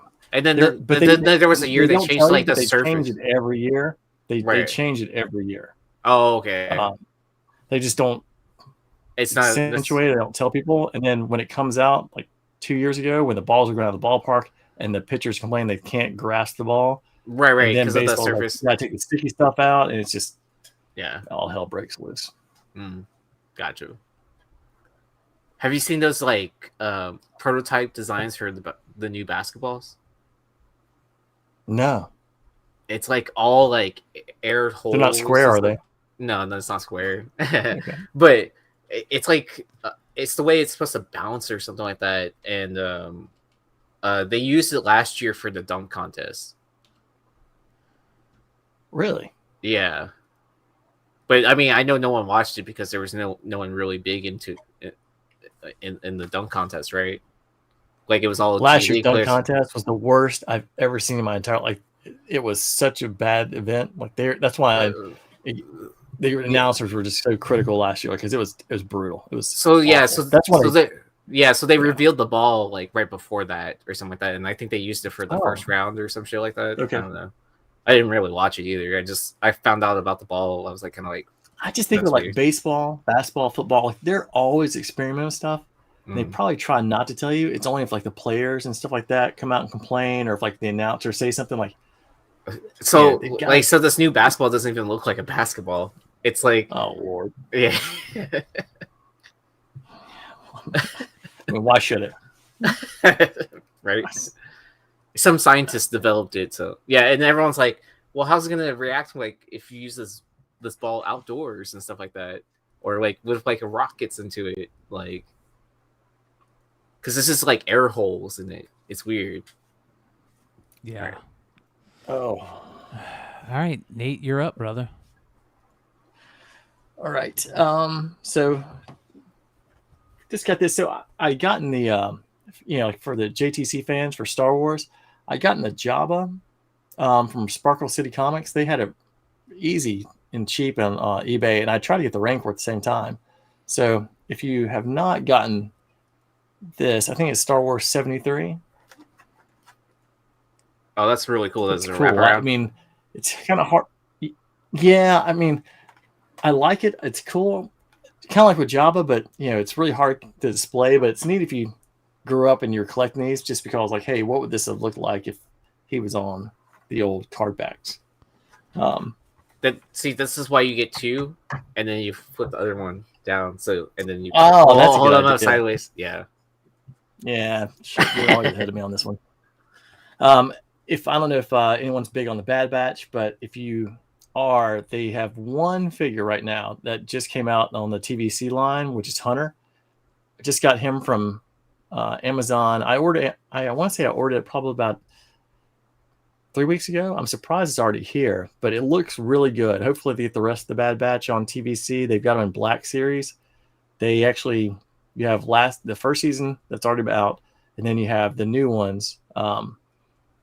They came up for, I think it was around like, May the 5th or May the 4th be with you. So they came up on pre-order at Walmart, but Hunter looks really good. I mean, really good. So hopefully, even though they, I'm not spoiling anything. Hopefully Tech comes out on TVC because he was great until. I'll trade you half a pizza. I'll take it right now.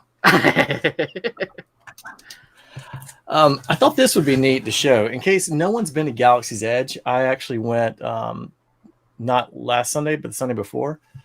And so if you actually go to Galaxy's Edge and you can get an appointment, or not appointment, but if you can get a time at Olga's Cantina, it's 45 minutes, and this is what the menu looks like. And so you can order, I think it's blue milk. Yeah, you can get all this stuff. But the good stuff is over here, but you can also get them with the container. So like if you want the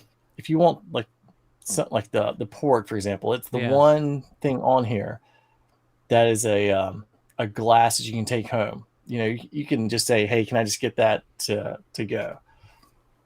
The Ewok cup with the at-stats is right here. And then this is really cool. The Rancor, these are all Rancor teeth. Oh, that's cool. And that's different beers in there. Yeah. But I will say, so just kind of give you some ideas. The fuzzy tauntaun is the best. I'm not exactly sure, obviously, all the ingredients, but it really makes when the foam on the top of the fuzzy tauntaun really makes like your lip and your tongues go numb when you're drinking it. It's very good. Wow. Really good. The Jedi Mind Trick's really good. That's a great name for a drink. Yeah, it is. And then the beers, I like the Gold Squadron Lager. The Trandoshan Ale, but this is really cool. So, and no, these are not supposed to be taken out from Olga's Cantina, just in case you're wondering. So, yeah, but good for you. For the folks who haven't been, it's very cool. So, how fast are you going to send that to PSA? The thing is, so I'm going to frame this and just like hang it up somewhere. I'm not really sure where, but figure out a frame that you can just flip it around. Yeah, that's. Next time. I will tell you too, if you go and people who've been here, so I was by myself, and I actually got in 3 times. The first time I went, the bartender was great. He made the experience. He would, everything was about Jedi or Sith. Like he really acted into the part. The next 2 times I went, the person I had behind the bar, just dead. Like there's just nothing to her. So it really, if you get the right person, the experience is incredible. It really is, because you got the music from the I'm blanking Max on Rebo the bar in Tatooine. Yeah. So, you got it all kind of going on. So it's a lot of fun, but, and people are real friendly, but very cool. So I'm guessing your bartender had too many death sticks or something like that. Yeah. Or not enough personality. Oh, then she must have tried the meth sticks instead. Yeah. Yeah. And then beat up on each other. So I couldn't pull one out of Bowman U, so I went ahead and got one, Hen and Hooker. That's sick. Auto. Nice. And this Cracked is ice? the lava refractor. Oh, yeah, nice. so it's $199. Beautiful, dude. Ooh, I see that eBay authentication sticker. So it is on the back. At least what the base cost of that would be. So it's not an expensive card. I mean, because he's not one of the big quarterbacks, but for me, Tennessee fan, it was great. And then you asked me what I did after Tyler and I sold the Mahomes, the red and yellow color match. Yeah. So we kept one, sold one. So we've been sitting on it, and then we found something to put our money into. Oh wow! Dude. Oh wow! Wander Franco out of 50? Inception. Inception. Yeah, it is in 50. Out of 50. That's a nasty patch too. It is 10 on the it's a 10-10, but just to kind of show people. So if you want to see the rays, you got the big part of the R right there with the sun coming through. Beautiful. We both saw it and we're like, man, that is the card right there. Yeah. Yeah. I mean, for rookie patch autos, I think Inception for baseball is the way to go. God, they're beautiful. They do a great job. Well, you can hit like logo mans from the hats and stuff like that for certain players. Yeah, they do. Yeah. Man, some really cool stuff. Yeah. Not bad. Dude. And then, do you want me to show you what I? Yes, we do. That's what we're waiting for, dude. Oh. I thought that stuff was better. So anyway, my wife and I were out to dinner earlier, and then the place we were going to eat, the card shop is around the corner. The funny part, my wife loves opening cards. You can attest to this part. Yeah. And so she was like, hey, why don't we go next door and I'll buy you a box of Tops? And I was like, well, that can mean a lot of things, because you didn't say which one. You just take something up there and like, hey, you said you buy me one. Is that what you said? So we went in, and they actually just restocked. They were out of a lot of things, but they must have gotten like just a shipment of blasters or wherever they got it from. But they had one shelf just full of probably about 20 blasters for Bowman. Nice. And we'd opened a couple, I think like 5. And so I was like, let's grab a couple. I was like, why don't you pick a couple of those? And then they had one that's like a Bowman Platinum, which is similar to the old 52 Tops, but they're all platinum cards or chrome cards. Yeah. So we picked out 3 of those and 3 Bowman, and then one of the Platinums. And we ended up getting, so I let her open everything. So out of the 4 boxes, she pulled 4 autos. Damn. Oh, wow. So this was the one I was mentioning. Oh, yeah. That's awesome, bro. I love that it has the characters. Yeah. The characters on there versus the Chinese Pinyin. characters. I think that's fantastic. Is that numbered? I don't know if he's going to be any good, but it's really, really pretty card. Is that numbered? It's not. It's a paper?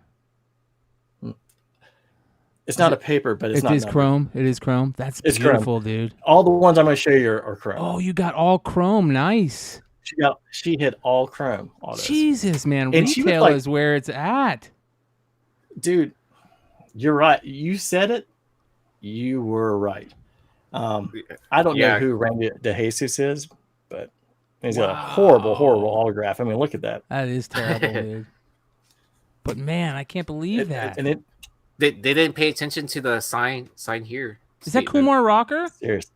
Yeah. Oh my God, bro! You pulled a Kumar Rocker autograph? Holy Yeah. shit! And the funny part was, I was telling her, I was like, I explained to her about how Kumar, because she knows who he is, because being from Nashville, she's like, yeah, I remember when he went to Vandy and Jack Leiter at Vandy when they went on a national title team. I was like, well, he got drafted by the Mets, didn't sign, then he got drafted by the Rangers, number 3. Yeah.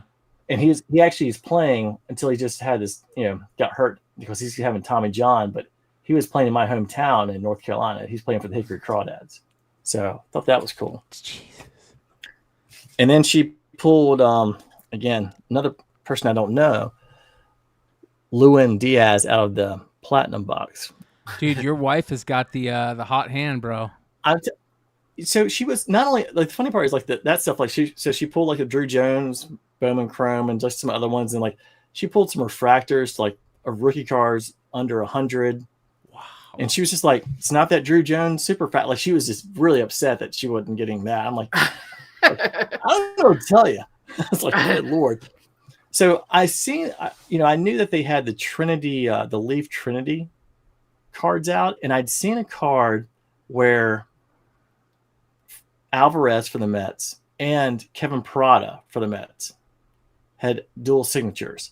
And just so people know, like, Alvarez was the number 1 prospect in baseball, and he's up with the team right now at catcher. Kevin Parada was a top 10 pick last year in the draft out of Georgia Tech, who's also a catcher. And I was like, man, that'd be a really cool card to have. So she opens up the box, and I actually don't have all the cards here, but she pulls a Nito, who's with the Angels. I think he had like 25 as an auto, because he was a first-round pick for the Angels last year, and he's already playing with the Angels. I was like, that's a good card. And then she's like, there's a Marcelo. I'm like, Meyer? She goes, yeah. I was like, that's a good card. And so I was like, so that was out of 50. And so I was like, there's your card. I was like, that's your big card out of the box. So I'm showing the guy who works there, and she has Nathan. I'm like, what? And she's like, I was like, did you get the Mets card? And she was like, because I saw it was a dual auto. I was like, is it Alvarez and Prada? She's like, no, Drew Jones. And I was like, get out of here. Wow. And she pulls, and she's like, and some guy named Corbin Carroll. I was like, yeah. I was like, he's pretty good. Bro. I was telling Bryan before we started. Number 50 of 50. Oh wow. Are these out of, where did you get these boxes from? Target or Walmart or what? I'll take a picture. So they're like Leaf has Trinity. Yeah. I think this is the first year they're doing this brand of Vivid. But did you buy these at a retail place like Walmart or Target, or at a card shop? Hobby store. Okay. Card shop. Yeah. And you bought the blasters at the card shop too. Nice. Everything. Nice. Bro, congratulations, dude. Yeah. And you know what she says? She's like, well, it's not the Bowman. Like, hey, like, she put it out there for a Drew Jones auto, and she got a Drew Jones auto. Yeah. And so I was like, yeah. Well, I was like, let's just try one of those Star Wars boxes where you get like one auto just to see who you get. It was some random character. It was Ron Howard's brother. I'm like, hey, I was like, whatever. I was like, I just want to see. Shout out to our boy Josh. He says, dude, Nate, I didn't know you were from Hickory. I used to catch Crawdaddy games damn near every Thursday from 98 to 03.